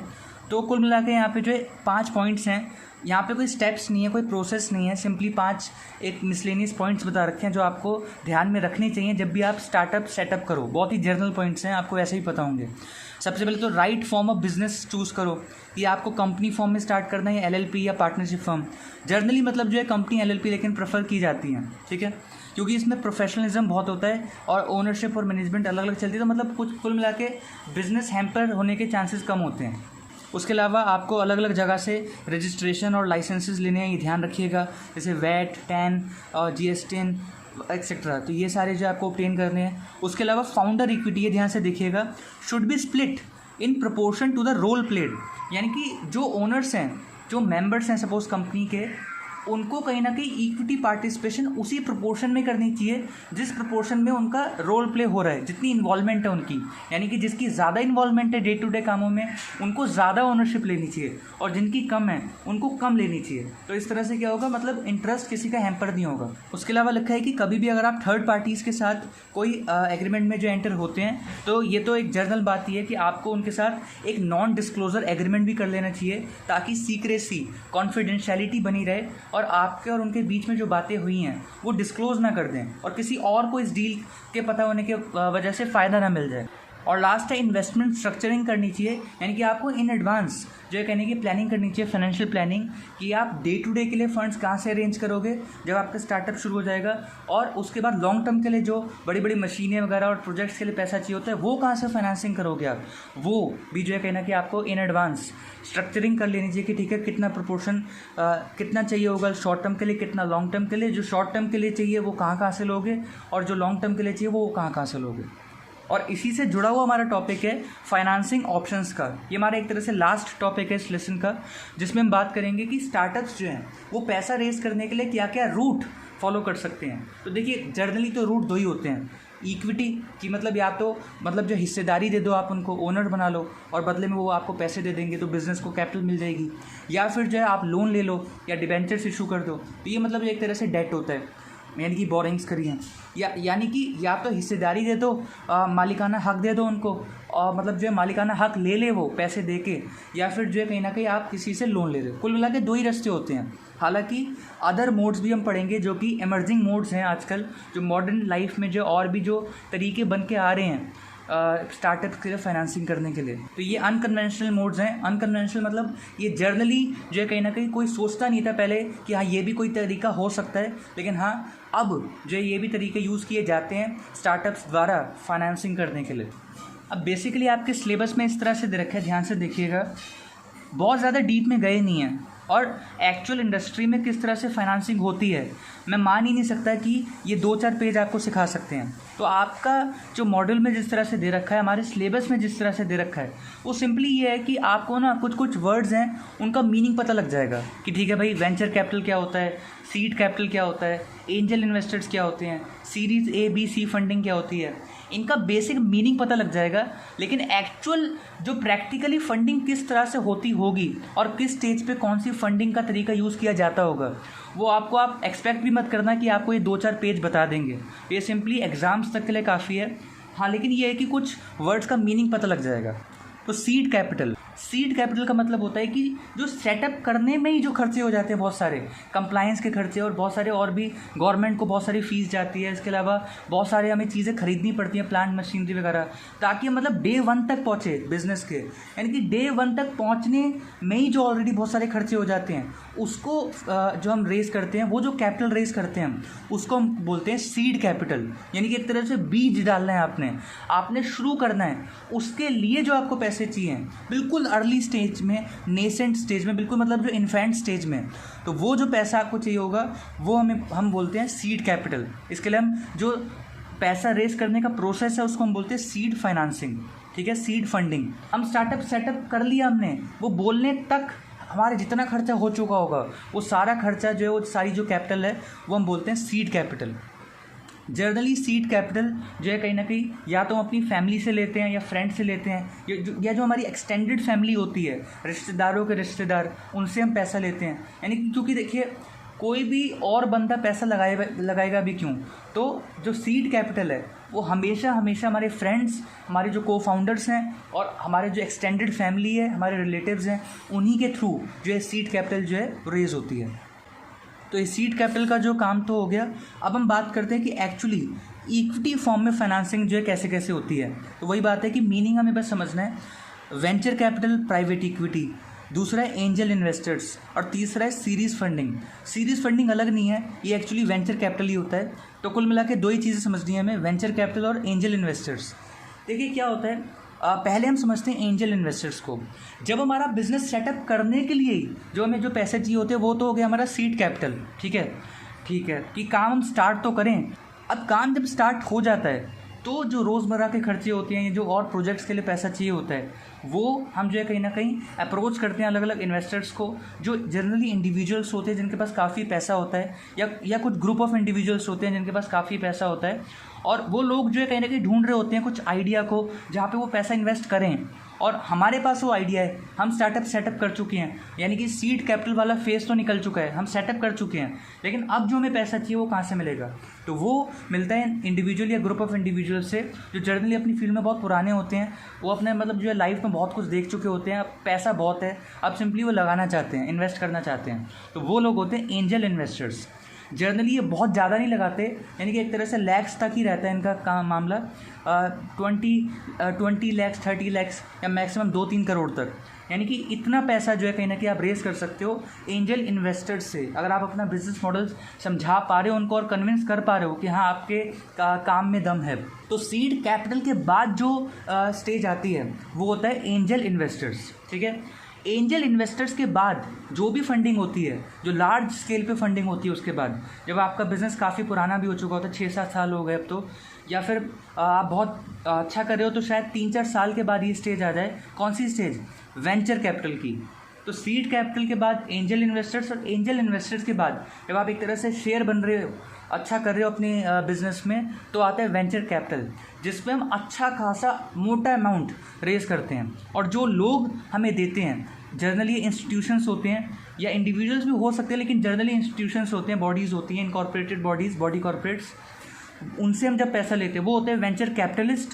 और उनसे हम जो पैसा लेते हैं वो हमारे पास जो कैपिटल आई वो है वेंचर कैपिटल, और जनरली ये बहुत अच्छा खासा अमाउंट होता है। और अब इसमें क्या होता है, जब आप उस स्टेज में पहुंच जाते हो कि आप वेंचर कैपिटल रेज कर रहे हो, इसको हम बोलते हैं, ये सीरीज़ में होता है। जब आप पहली बार वेंचर कैपिटलिस्ट से पैसा रेज करते हो उसको हम बोलते हैं सीरीज़ ए फंडिंग। जब दूसरी बार करते हो और ज़्यादा अमाउंट और ज़्यादा बड़े स्केल पे, उसको हम बोलते हैं सीरीज़ बी फंडिंग, फिर सीरीज़ सी फंडिंग। ऐसे करते करते करते करते अल्टीमेटली ये सीरीज़ जेड तक जाता है। और ये यानी कि सीरीज़ फंडिंग बेसिकली क्या है, आप वेंचर कैपिटलिस्ट से पैसा ले रहे हो, तो वेंचर कैपिटलिस्ट और सीरीज़ फंडिंग अलग अलग नहीं है। सिंपली वेंचर कैपिटलिस्ट से आप जब पैसा लेना स्टार्ट कर देते हो तो वो सीरीज़ शुरू हो गई है, और सीरीज़ ए बी सी करते करते जो है जेड तक जाएगी। ठीक है, जनरली ज़्यादातर बिजनेस सीरीज़ ए और बी तक ही अटके रह जाते हैं, क्योंकि इतना आसान नहीं होता, क्योंकि आपको बहुत ही अच्छा परफॉर्म करना है और बहुत ही अच्छे आपका नेटवर्क होना चाहिए, तब जाके जो है कहीं ना कहीं इतने लोग आपको जान चुके हों कि वो जो है कहीं ना कहीं आप पे रिलाय करते हैं कि आप जो काम कर रहे हो, आप जो पैसा ले रहे हो, वो कहीं ना कहीं आप अच्छे से ही यूज़ करोगे, यूटिलाइज़ करोगे। तो इतना आसान नहीं है, मतलब ऑन पेपर हम कह सकते हैं कि हाँ भाई पहले सीरीज़ ए होगी, फिर बी होगी, फिर सी, फिर डी, ई, पर सीरीज़ ए और बी के ऊपर कोई जा ही नहीं पाता इतनी आसानी से, अनलेस उनका बिजनेस मॉडल बहुत ही ग्रेट हो। तो इसी के साथ हमने जो है कंप्लीट कर लिया है। आप प्लीज़ जो आपकी स्क्रीन पे जो नोट्स दिख रहे हैं, एक बार प्लीज़ आप ये रीड कर लीजिएगा, कुछ भी खास नहीं है इतना। और बस ये बात बता रखिए कि वेंचर कैपिटलिस्ट जो होते हैं, जो एंजल इन्वेस्टर्स भी होते हैं, अक्सर वो सबसे पहले इक्विटी में पार्टिसिपेट नहीं करते। वो अगर वो शेयर्स लेते हैं, शेयर्स यानी कि ओनरशिप ले रहे हैं, तो वो प्रेफर करते हैं प्रेफरेंस शेयर्स को, क्योंकि क्या होता है उसमें मैच्योरिटी डेट होती है, ड्यू डेट होती है कि ठीक है उसके बाद तो उनका पैसा वापस हो ही जाएगा। तो वो सेफ साइड के लिए क्या होता है, शुरुआती सालों में जो आपको फंडिंग मिलती है जनरली प्रेफर्ड स्टॉक होता है, यानी कि प्रेफरेंस शेयर्स के थ्रू। तो इसलिए जनरली जो इन्वेस्टर्स होते हैं, वेंचर कैपिटलिस्ट या एंजल इन्वेस्टर्स, जो शुरुआती सालों में वो ऐसे ही पैसा नहीं दे देते, इक्विटी शेयर्स नहीं लेते, जनरली प्रेफरेंस शेयर्स जो लेते हैं उस स्टार्टअप कंपनी का। तो एक बार आप ये रीड कर लीजिएगा कि किस तरह से फाइनेंसिंग होती है वेंचर कैपिटलिस्ट द्वारा। ऐसे ही एंजल इन्वेस्टर से रिलेटेड भी कुछ बातें जो है नोट कर रखी हैं, ये भी एक बार आप जो है रीड कर लीजिएगा। कुल मिला के रेगुलेट करता है इसको सेबी की AIF, alternate investment fund regulations 2012। और कंडीशंस और भी ये बता रखे हैं कि जो इन्वेस्टी कंपनी है, इन्वेस्टी कंपनी मतलब जिसको हमने पैसा दिया, यानी कि वो स्टार्टअप जिसने पैसा लिया, तो इन्वेस्टी कंपनी जो लिस्टेड नहीं होनी चाहिए, और साथ में उसका टर्नओवर 25 करोड़ के ऊपर नहीं होना चाहिए, मतलब जर्नल बातें हैं। डील साइज़ 50 लाख से 5 करोड़ के बीच में ही होना चाहिए। लॉक इन 3 साल का होना चाहिए, यानी कि जिसने पैसा दिया, जो एंजल इन्वेस्टर ने पैसा दिया, वो 3 साल तक नहीं निकालेगा, यानी कि एटलीस्ट 3 साल का लॉक इन पीरियड तो होगा ही होगा। और वो जो स्टार्टअप है वो ऑलरेडी कोई और इंडस्ट्रियल ग्रुप का पार्ट नहीं होना चाहिए, क्योंकि फिर तो वो टेक्निकली स्टार्टअप हुआ ही नहीं ना। तो कुल मिला के कंडीशंस काफ़ी स्ट्रिक्ट बना रखे हैं सेबी ने, और सारी कंडीशन इसी तरफ इशारा करे कि ठीक है आपको पैसा लगा कर निकालना नहीं एकदम से, और ऐसी जगह ही लगाना है जो एक्चुअली स्टार्टअप हो, यानी कि कोई ऑलरेडी इस्टेब्लिश्ड कंपनी हो। फिर सीरीज़ फंडिंग की बात है, और जो कि हम कर चुके हैं, एक बार आप देख लीजिएगा आपके स्क्रीन पे जो नोट्स दिख रहे हैं। और सीरीज़ ए से लेकर जेड तक जाती है, तो सीड फंडिंग, फिर एंजल फंडिंग, और फिर सीरीज़ फंडिंग। इसी को आप वेंचर कैपिटल फंडिंग भी कह सकते हैं। लास्ट जो टॉपिक है, things to know when raising series A round, यानी कि जब आप सबसे पहले वेंचर कैपिटलिस्ट से पैसा लेते हो तो उसके लिए जो एक स्ट्रेटजी आपको कौन सी फॉलो करनी चाहिए पैसा रेस करते वक्त, और पैसा रेस करने से पहले तैयारियां ऐसी कैसी करनी चाहिए, कौन सी करनी चाहिए, जिससे आपका जो स्टेज है सीरीज़ है फंडिंग का, वो जल्द से जल्द आए और जल्दी से आप जो लेवल पे पहुंचो कि हाँ वेंचर कैपिटल से आप पैसा जो है मांगने की जरूरत कर रहे हो। बहुत ही जर्नल पॉइंट्स हैं। सबसे पहले लिखा बी रेडी। बी रेडी का मतलब है हमेशा तैयार रहो कि कभी भी कोई भी अपॉर्चुनिटी आ सकती है। अपना बिजनेस मॉडल, अपने प्रोजेक्ट रिपोर्ट्स, अपना जो है प्लान, अपना 5 ईयर प्लान, 2 ईयर प्लान, जो भी है इस तरह की बातें, अपनी पास्ट रिपोर्ट्स, आपकी बैलेंस शीट वगैरह सब कुछ बिल्कुल रेडी रखो, ताकि कभी भी कोई भी दस्तक दे सकता है कोई इन्वेस्टर, और आप जो है फिर एकदम से वहाँ पे रिप्रोड्यूस कर सकते हो क्या उसके सामने अपनी सारा जो प्लान है वगैरह सब कुछ, तो बिल्कुल रेडी रहो, प्रोएक्टिव अप्रोच अपनाओ। स्टार्ट अर्ली, जितना जल्दी हो सके आप टॉप पे जाने की कोशिश करोगे उतना जल्दी ही कहीं ना कहीं आप पहुंच भी पाओगे। तो हमेशा मतलब जो दिमाग में रखो कि आपको ये नहीं कि आपको 6-7 साल रुकना है, आपको कुछ महीनों के अंदर ही या कुछ 1-2 साल के अंदर ही आपको उस लेवल तक पहुंचना है कि आप सीरीज फंडिंग कर पा रहे हो। लीवरेज योर नेटवर्क, अपना नेटवर्क बड़ा करो और जो अच्छी रिलेशनशिप्स बनाओ, जेन्युइन रिलेशनशिप बनाओ, अलग अलग इन्वेस्टर से मिलो। एक पीआर टीम को अपने साथ रखो जो आपके प्रोडक्ट्स को हमेशा जो है अलग अलग लेवल पे अलग अलग लोगों के सामने जो है प्रमोट करे आपका प्रोडक्ट। तो पीआर टीम जो है प्रमोशनल, जो कहीं ना कहीं आपकी जो है स्ट्रैटेजी बनाएंगी और फिर प्रमोट करेंगी, आपकी मार्केटिंग करेंगी, वो हमेशा एक टीम अपने साथ रखो। प्रैक्टिस योर पिच, बहुत सारे इन्वेस्टर से आप मिलो, उनसे इनपुट्स लो। सबसे पहले लो प्रायोरिटी इन्वेस्टर से मिलो, उससे क्या होगा, अगर वो पैसा नहीं भी देंगे तो भी कोई बात नहीं, वो उनकी आपकी लो प्रायोरिटी पे थे, आप मतलब जो है कहीं ना कहीं आपका ऑप्शन था कि ठीक है अगर इनसे पैसा नहीं भी मिला तो भी कोई बात नहीं। तो आप पहले लो प्रायोरिटी इन्वेस्टर के साथ अगर बातचीत कर लोगे और उनको कन्विंस वगैरह करने की जो प्रैक्टिस कर लोगे, उससे क्या होगा, भले ही आप हार जाओ, आपको उनसे पैसा ना मिले, लेकिन आपको क्या होगा, एक एक्सपीरियंस मिल जाएगा जिससे आप जब अल्टीमेटली उनके साथ डील करोगे जो आपके टॉप प्रायोरिटी इन्वेस्टर्स हैं, तब आप रेडी फील करोगे। ठीक है, तो पहले उनके साथ डील करो जिनसे पैसा नहीं भी मिले तो कोई बात नहीं, एक्सपीरियंस मिल जाए। क्रिएट फंड रेज मोमेंटम, क्या करो आप, ऐसा नहीं कि आप एक ही जगह से पैसा रेज करने की कोशिश करो, साइमल्टेनियसली अलग अलग लोगों को अप्रोच करते रहो ताकि आपका नेटवर्क इतना बड़ा हो कि आपको कभी भी पैसा रेज करना हो तो आपके पास मल्टीपल ऑप्शंस हो। लास्ट पॉइंट है keep the standard market practice, क्योंकि आप अपनी बात को ऐसे समझाओ, अपनी रिपोर्ट्स वगैरह ऐसी बनाओ कि सामने वाला जो है एकदम से समझ जाए। यानी कि जो स्टैंडर्ड प्रैक्टिस है उस इंडस्ट्री में किसी चीज़ को प्रिपेयर करने की या बातचीत वगैरह करने की या प्रेजेंट करने की, तो वो चीज़ अगर आप अपनाओगे तो सामने वाले को आप आसानी से अपनी बात समझा सकते हो। चलिए अब हम बात करते हैं डेट फाइनेंसिंग की। तो यहाँ तक हमारा इक्विटी फाइनेंसिंग का जो टॉपिक था कंप्लीट हो गया। अब हम बात करते हैं डेट फाइनेंसिंग, यानी कि जो स्टार्टअप्स हैं वो बोरिंग्स भी तो करते होंगे। तो इसमें बहुत सिंपल है, पहला लिख रखा है कि loans from banks and NBFCs. Simple, आप लोन लोगे, अपनी बात बताओगे, अपने प्रोजेक्ट्स वगैरह के बारे में बताओगे, रिपोर्ट्स बताओगे। अगर आप ऑलरेडी सेटअप हो चुके हो तो अपना बैलेंस शीट वगैरह, statement of profit and loss भी दिखा दोगे, तो उनको फिर आप इस तरह से कन्विंस करोगे।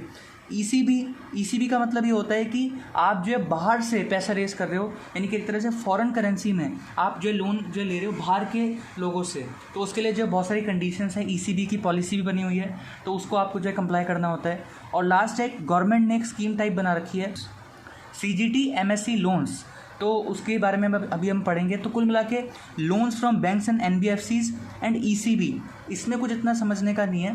तो एक बार आप जो स्क्रीन पे अभी नोट्स आएंगे वो एक बार आप ज़रूर रीड कर लीजिएगा। उसके अलावा मैं मान रहा हूँ कि आप जो है समझ चुके होंगे। ईसी में बस हम क्या, ईसीबी में हम बाहर से पैसा रेस कर रहे हैं, लोन ले रहे हैं बाहर की करेंसी में, और इंडिया के अंदर से लोन ले रहे हैं बैंक वगैरह से। तो ये पहला पॉइंट है, loans from banks and NBFCs. हमें समझना है सीजीटी एमएससी लोन्स, इसकी फुल फॉर्म क्या है, credit guarantee trust micro and small enterprises scheme by ministry of MSME, जिसके तहत लोन मिलता है up to 1 crore without collateral और श्योरिटी, यानी कि आपको ना ही सिक्योरिटी जो है कहीं ना कहीं अपने एसेट्स पे क्रिएट करवानी पड़ेगी, और या फिर जो है आपको ऐसा भी नहीं, श्योरिटी मतलब किसी को गारंटर वगैरह भी नहीं बनाना पड़ेगा कि हाँ भाई कोई थर्ड पार्टी को भी इन्वॉल्व नहीं करना पड़ेगा आपको कि अगर आप पैसे नहीं दे पाए तो उसको देना पड़ेगा। यानी कि बहुत ही सिंपल प्रोसेस बना रखा है कि 1 करोड़ तक का लोन आपको मिल सकता है। हाँ, ये होगा कि लोन किसको देना है वो डिसाइड वही करेंगे कि हाँ आप डिज़र्व करते हो इस तरह का लोन लेना कि नहीं। और इसके तहत आप जो है लोन ले सकते हो किससे, कोई भी लेंडर जो रजिस्टर्ड है सीजीटी के साथ, यानी कि क्रेडिट गारंटी ट्रस्ट के साथ, आप उनसे जो है लोन ले सकते हो, और कहीं ना कहीं वहाँ से आपको अप टू 1 करोड़ तक का लोन मिल सकता है बिना कोई सिक्योरिटी या श्योरिटी रखने के। तो ये हो गया हमारा क्या, दूसरा जो तरीका है फाइनेंसिंग का, डेट फाइनेंसिंग। अब जो तीसरा हमने बात करी थी कि आजकल जो मॉडर्न डे के जो तरीके हैं, जो ट्रेडिशनल तरीके नहीं हैं, बहुत ही अनकन्वेंशनल तरीके हैं, जो मतलब जनरली हम एक्सपेक्ट नहीं करते कि अच्छा इस तरह से भी पैसा रेस किया जा सकता है। तो लेकिन फिर भी आज वो तरीके जो है फॉलो किए जा रहे हैं और स्टार्टअप्स भी इन तरीक़ों को यूज़ करते हैं। ऐसा नहीं कि इसके थ्रू सिर्फ स्टार्टअप पैसा रेस करते हैं, यूट्यूब वगैरह पे भी ये जो तरीके हैं, इसमें से एक तरीके की जब हम बात करेंगे उसके थ्रू जो है लोग पैसा रेस करते हैं। पहला तरीका है क्राउड फंडिंग। क्राउड फंडिंग का मतलब क्या होता है, आप लार्ज स्केल पे पब्लिक को इंटरनेट के थ्रू या जाके या न्यूज़पेपर्स के थ्रू अपना जो है बिज़नेस मॉडल के बारे में बताते हो, और उनसे थोड़ा सा पैसा लेते हो, और आपका पर्पज़ ये होता है, आपके दिमाग में ये चल रहा होता है कि यार अगर मैं एक बंदे से पैसा लूँगा बहुत सारा तो शायद वो दे भी ना, और देगा तो पीछे पड़ा रहेगा कि यार मैंने तेरे को 10 लाख दिए, कैसे यूज़ कर रहा है ये वो। क्यों ना हम बहुत सारे लोगों से अगर 500 रुपये भी इकट्ठे कर लें तो भी पैसा उतना ही जनरेट हो जाएगा, 10 लाख के आसपास। और क्योंकि सामने वाले ने से 500-600 रुपये ही दिए हैं तो वो ज़्यादा पूछताछ भी नहीं करेगा, तो बहुत मतलब फ्लेक्सिबिलिटी हो जाएगी। इसको हम बोलते हैं क्राउड फंडिंग, ठीक है। तो एक बार आप रीड कर लीजिएगा, ये जर्नली जो सीड फंडिंग होती है क्राउड फंडिंग की फॉर्म में होती है, यानी कि जब बिजनेस सेटअप भी हो रहा होता है बिल्कुल अर्ली स्टेज में, तो जर्नली हम जो पैसा रेज करते हैं वो बहुत सारे लोगों से करते हैं थोड़ा थोड़ा करके, तो उसको भी हम क्राउड फंडिंग बोल सकते हैं। और क्योंकि वो अर्ली स्टेज में हो रहा है बिजनेस के, तो इसलिए उसको सीड फंडिंग भी बोला जा सकता है। ऑब्वियसली क्राउड फंडिंग जो है वो अर्ली स्टेज में ही होती है। क्यों? क्योंकि अगर आप अच्छा खासा बन चुके हो उस एरिया में, उस इंडस्ट्री में आप ग्रो कर चुके हो, तो फिर वैसे भी आप क्राउड फंडिंग करोगे भी क्यों? या तो आप क्राउड फंडिंग करोगे तो सीधा पब्लिक इशू लाओगे, लेकिन फिर तो आप स्टार्टअप हो ही नहीं। लेकिन मतलब क्राउड फंडिंग की ज़रूरत ही तब पड़ती है कि जब आप बहुत सारे लोगों से थोड़ा थोड़ा ले रहे हो। जब आप बड़े बन जाओगे तो आप में दम हो ही जाएगा इतना कि आप एक बंदे से भी बहुत सारा ले सकते हो और उसको हैंडल कर सकते हो। अच्छा, इसको सेबी हल्का फुल्का रेगुलेट करता है, बहुत ही सॉफ्टली रेगुलेट करता है क्राउड फंडिंग को सेबी। अच्छा, अब हम बात करते हैं इंक्यूबेटर्स। तो हमने बात कर ली थी इंक्यूबेटर्स के बारे में, तो कि ये वो संस्थाएं होती है, बॉडीज़ होती हैं, इंस्टीट्यूशंस होते हैं, या कभी कभी इंडिविजुअल्स होते हैं जो आपको अपनी सर्विसेज देते हैं और बदले में पैसा नहीं लेते। वो क्या करते हैं कि ठीक है, आपको सेटअप वगैरह करवा करो के आपकी जो कैपिटल है उसमें हिस्सेदारी ले लेते हैं, 10%, 5%, 2%, 15%, यानी कि वो पैसे नहीं देते आपको, लेकिन क्योंकि उन्होंने आपको सर्विसेज वगैरह दी है टेक्निकल लीगल, तो वो उसके बदले में जो एक तरह से आपके शेयर्स जो है होल्ड करते हैं फिर, ठीक है। तो ये होते हैं इंक्यूबेटर्स। एक बार आप स्क्रीन पे जो आपका जो नोट्स दिख रहे हैं आपको एक बार रीड कर लीजिए प्लीज़। बाकी अगर आपको इसके बारे में लिखने को आए तो आप सिर्फ इतना भी लिख दोगे तो काफ़ी है, जनरल मीनिंग बता देना। और एग्जाम्पल्स में गवर्नमेंट ने अलग अलग इंस्टीट्यूट्स जो अलग अलग सेटअप कर रखे हैं वो भी इंक्यूबेटर का काम करते हैं, क्योंकि वो सारे प्रोफेशनल्स होते हैं। देखिए, उनके पास पैसा नहीं है, नॉलेज है, तरीके हैं, उनको सारी चीज़ें पता हैं कैसे होती हैं। बिज़नेस वाले के पास जो है कहीं ना कहीं नॉलेज नहीं है और वो जो है काम करना चाहता है, तो पैसा तो किसी के पास भी नहीं है। तो हो यही सकता है ना कि शुरुआत में कम से कम किसी तरह से कॉस्ट कम की जाए और इस सेंस में कर ली जाए कि ठीक है, जो इंक्यूबेटर्स हैं उनको कम से कम हम पैसा ना दें तो चलेगा, और उनको हम सिंपली ओनरशिप में जो हिस्सेदारी दे दें। लास्ट टॉपिक जो आपके इस लेसन का है वो है मुद्रा बैंक। मुद्रा बैंक बहुत ही हल्का फुल्का आसान टॉपिक है। इसके तहत भी सिंपली आपको जो स्टार्टअप्स हैं उनको लोन्स मिलते हैं सिंपली, और ये गवर्नमेंट की एक तरह से एक स्कीम है। मुद्रा बैंक, इसकी फुल फॉर्म क्या है मुद्रा की? Micro units development and refinance agency, ठीक है। Micro units development and refinance agency bank, मुद्रा बैंक। ये क्या है? पब्लिक सेक्टर यानी कि गवर्नमेंट कंट्रोल्ड है, फाइनेंशियल इंस्टीट्यूशन है। ये पैसे प्रोवाइड करता है, लोन्स वगैरह देता है और काफ़ी कम रेट ऑफ इंटरेस्ट पे देता है। और कितना देना है, किसको देना है, ये इसकी हम बात करते हैं अभी। ये जो मुद्रा है ये लॉन्च किया गया था पीएम नरेंद्र मोदी द्वारा 2015 में। बेसिकली मुद्रा बैंक होते क्या हैं? मुद्रा बैंक के पास जो पैसा है वो आगे वो माइक्रो फाइनेंस इंस्टीट्यूशंस को देते हैं या फिर एनबीएफसीज को, और वो फिर फर्दर जो है आगे अलग अलग एमएसएमई को या स्टार्टअप्स को जो है वो लोन देते हैं। तो एक तरह से मतलब यार सबसे ऊपर है मुद्रा बैंक, फिर है माइक्रो फाइनेंस इंस्टीट्यूशन से एनबीएफसी, और उसके नीचे सबसे नीचे कौन? वो स्टार्टअप, वो एमएसएमई जिसको पैसे की ज़रूरत है। अच्छा, बहुत लंबा चौड़ा अमाउंट नहीं मिलता है यहाँ पे लोन के रूप में। एक तरह से ऐसा बोल लो, जो शॉर्ट टर्म के खर्चे होते हैं बस वो निकल जाएंगे, इतना मिल जाएगा। तो कैटेगरी बना रखी है, बहुत ही इंटरेस्टिंग है। देखिए कैटेगरी, देखिए 3 कैटेगरी बना रखी हैं: शिशु, किशोर, तरुण। शिशु को सबसे कम लोन मिलेगा, लिमिट है मैक्सिमम 50,000 तक का। किशोर उससे बड़ा यानी कि उसको 5 लाख तक का लोन मिलेगा। और उसके बाद जो जवान हो गया यानी कि एक तरह से मतलब एडल्ट हो गया और मैच्योर हो गया है, तरुण, उसको 10 लाख तक का लोन मिल सकता है। अच्छा, एलिजिबल बोरोवर्स कौन है? बहुत सिंपल है, जो स्मॉल मैन्युफैक्चरर्स हैं, शॉपकीपर्स हैं, या जो छोटे मोटे वेंडर्स हैं, या आर्टिसंस हैं जो क्राफ्ट, हैंडीक्राफ्ट वगैरह, या और भी जो मतलब कला से रिलेटेड जो काम करते हैं, तो उनको जो है वो लोन ले सकते हैं। अच्छा, कंडीशन क्या है? आपकी उम्र, उस इंडिविजुअल की उम्र 18 साल से ऊपर होनी चाहिए, और साथ में वो जो लोन ले रहा है वो अपने सिर्फ कमर्शियल पर्पज़ में यूज़ करेगा ओनली।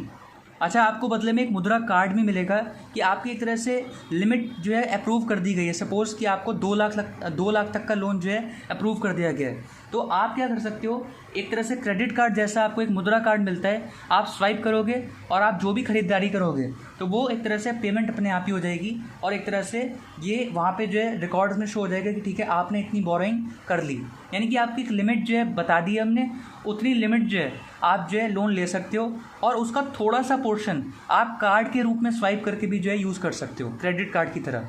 क्रेडिट कार्ड है यानी कि वो लोन है, डेबिट कार्ड का मतलब होता है कि आप अपना पैसा यूज़ कर रहे हो, क्रेडिट कार्ड का मतलब होता है कि आप जो है कहने की बोरिंग्स एक तरह से वो, बस ये है कि आपने अभी नहीं पे करना उसको, आपने अभी जो है अपनी जो भी परचेजेस कर ली वो कर ली, और आपने जो एक तरह से वहाँ रिकॉर्ड्स में शो हो जाएगा कि ठीक है इतने अमाउंट की जो है बोरिंग कर ली गई है।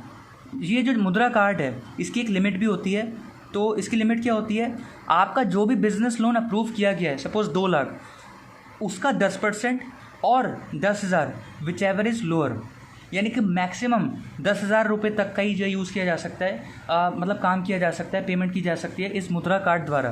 और अगर आपका बिज़नेस लोन ऑलरेडी सपोज़ कितना है, सपोज़ आपका बिज़नेस लोन 80,000 का था जो अप्रूव किया गया था, उसका 10% कितना हुआ, 8,000 और 10,000 विच एवर इज़ लोअर।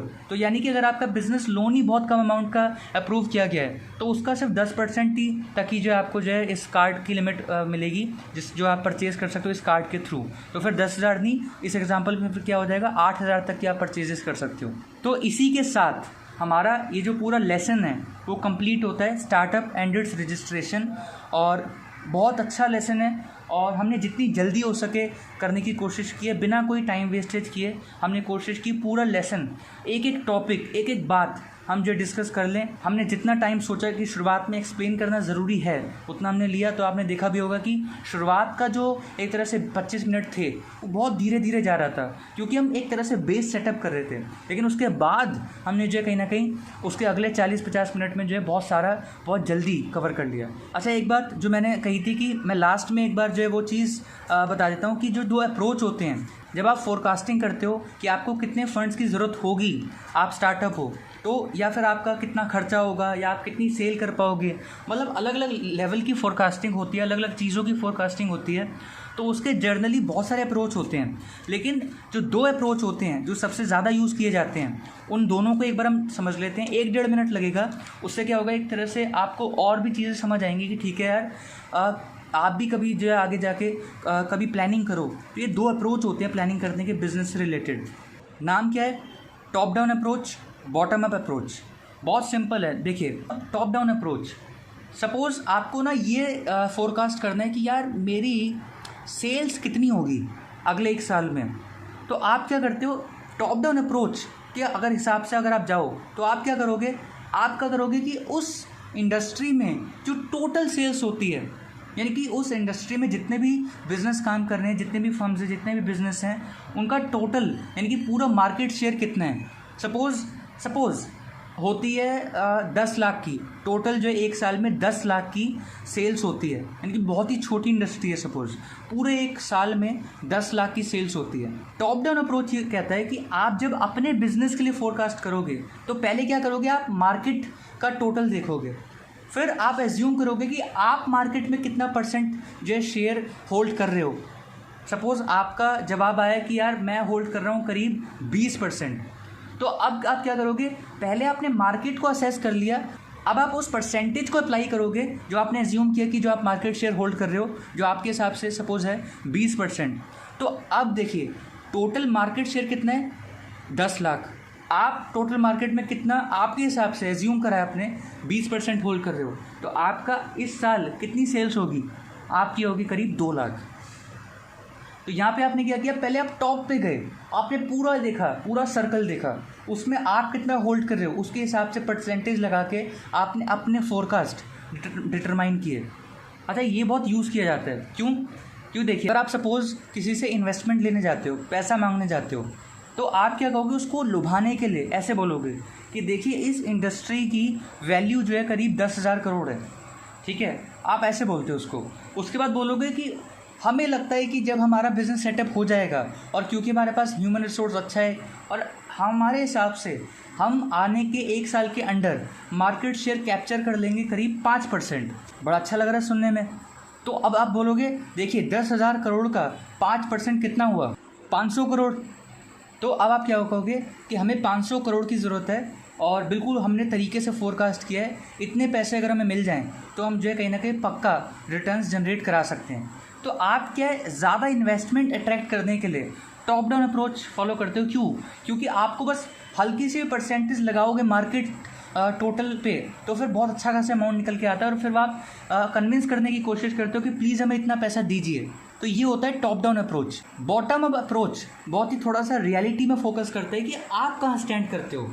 तो बेसिकली क्या होता है कि आपका ऑलरेडी बॉटम अप अप्रोच क्या कहता है कि आपका जो ऑलरेडी पिछले साल जिस तरह से बिजनेस हुआ उसके बेसिस पे आपने कितना कमाया एक्चुअली में, उसके बेसिस पे आप जो है कहीं कि फोरकास्ट करते हो। यानी कि सपोज़ आपका बिजनेस चल रहा था, पिछले साल जो है कहीं ना कहीं आपने कमाया था, एक्चुअली जो कमाया आपने वो था आपकी सेल्स हुई थी बस 1.5 लाख की। तो सपोज़ टॉप डाउन अप्रोच के हिसाब से आपने सपने सजाए और वहाँ से आपका फोरकास्ट निकल के आया था कि सेल्स होंगी आपकी अगले साल करीब 5 लाख की सपोज़, लेकिन एक्चुअली में पिछले साल जो आपकी सेल्स हुई थी वो 1.5 लाख की है। तो अगर आप टॉप डाउन अप्रोच फॉलो करोगे तो आपका अगले साल का फोरकास्ट 5 लाख निकलेगा। लेकिन अगर आप बॉटम अप अप्रोच फॉलो करोगे तो ये कहता है कि आप अपना बिजनेस देखो कि आप कैसा परफॉर्म कर रहे हो और उसके बेसिस पे जो है कहीं ना कहीं फोरकास्ट करो कि वैसा ही कुछ जो है हिस्ट्री रिपीट करेगी अपने आप को इस तरह से, तो कितना आप कमा पाओगे या कितना इन्वेस्टमेंट चाहिए। तो इससे जो होता है जर्नली जो फिगर्स होती है बहुत कम निकलती हैं। इसलिए भी जो है क्योंकि रियलिटी पे ज़्यादा फोकस करता है और इतना ग्लैमराइज करके नहीं दिखाता चीज़ों को, डिजिट्स को कम करके दिखाता है एक तरह से कभी कभी। तो इसलिए बॉटम अप अप्रोच इतना ज़्यादा यूज़ होता नहीं है, हालांकि यूज़ होना चाहिए क्योंकि ये ज़्यादा रियलिटी पे फोकस करता है। तो वी होप कि आपको ये समझ आया होगा और एक बार आप जो स्क्रीन पे एक बार आप ये नोट्स पढ़ सकते हैं। और वैसे तो ये आपके सिलेबस का पार्ट नहीं है, लेकिन मैंने फिर भी बताने की कोशिश की है कि हाँ 2 अप्रोच होते हैं फोरकास्ट से रिलेटेड। जैसे हमने सेल से रिलेटेड फोरकास्ट किया, ऐसे एक्सपेंडिचर से रिलेटेड भी फोरकास्ट ऐसा ही किए जाते हैं कि ठीक है मार्केट में टोटल एक्सपेंडिचर इस इंडस्ट्री में इतना होता है, अगर हम इतना परसेंटेज होल्ड करते हैं तो हमारा कितना एक्सपेंडिचर होगा इस साल। तो ये भी फोरकास्ट करने के लिए यूज़ किया जा सकता है। यानी कि बहुत ही जर्नल जो एक तरीका है, ओवरऑल एक यूनिवर्सल तरीके हैं ये, किसी भी जगह हम यूज़ कर सकते हैं। सपोज़ आप कोई लेसन पढ़ रहे हो, अब आप क्या कर रहे हो, आप टॉप डाउन अप्रोच आप फॉलो करो तो आप ये देखोगे कि यार ज़्यादातर बच्चों को मेरी क्लास में ये लेसन पढ़ने में कितना टाइम लगता है। आप फिर अपनी कैपेबिलिटी सोचते हो और फिर उस हिसाब से परसेंटेज लगा के जो है उसको या तो ज़्यादा कर देते हो या तो कम कर देते हो। ये होता है टॉप डाउन अप्रोच कि आप मार्केट को पहले असेस कर रहे हो और उसका एक परसेंटेज अपनी हिस्सेदारी बाद में देख रहे हो।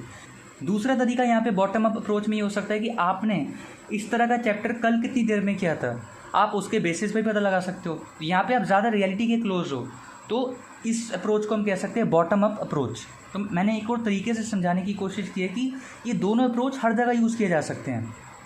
चलिए इसी के साथ हमारा जो ये जो लेसन है स्टार्टअप एंड इट्स रजिस्ट्रेशन ये कंप्लीट होता है। और कोई भी अगर आपको डाउट हो तो आप ज़रूर बताइएगा। अगर आपको लगता है कि CS के अलावा और भी स्टूडेंट्स को ये हेल्प कर सकता है CA में, तो ज़रूर उनको भी शेयर कीजिएगा। या जर्नली भी जो स्टार्टअप्स के बारे में जानना चाहते हैं, तो मुझे लगता है कि इस वीडियो में हमने बहुत सारे जो एलिमेंट्स है स्टार्टअप से रिलेटेड उनका मीनिंग बताए हैं। और टेक्निकलिटीज़ में या क्लैरिकल बातों में अगर नहीं भी जाएँ तो जर्नली भी ये वीडियो काफ़ी यूज़फुल साबित हो सकती है, क्योंकि हमने करीब 1.25 घंटे में ये पूरा चैप्टर कंप्लीट किया है और स्टार्टअप के बारे में बहुत डीपली डिस्कशन की है। चलिए इसी के साथ हम इस वीडियो को कंप्लीट करते हैं। अब हम मिलेंगे आपसे नेक्स्ट वीडियो में, तब तक ज़रूर शेयर कीजिएगा इस वीडियो को। थैंक यू, शुक्रिया, कीप सपोर्टिंग।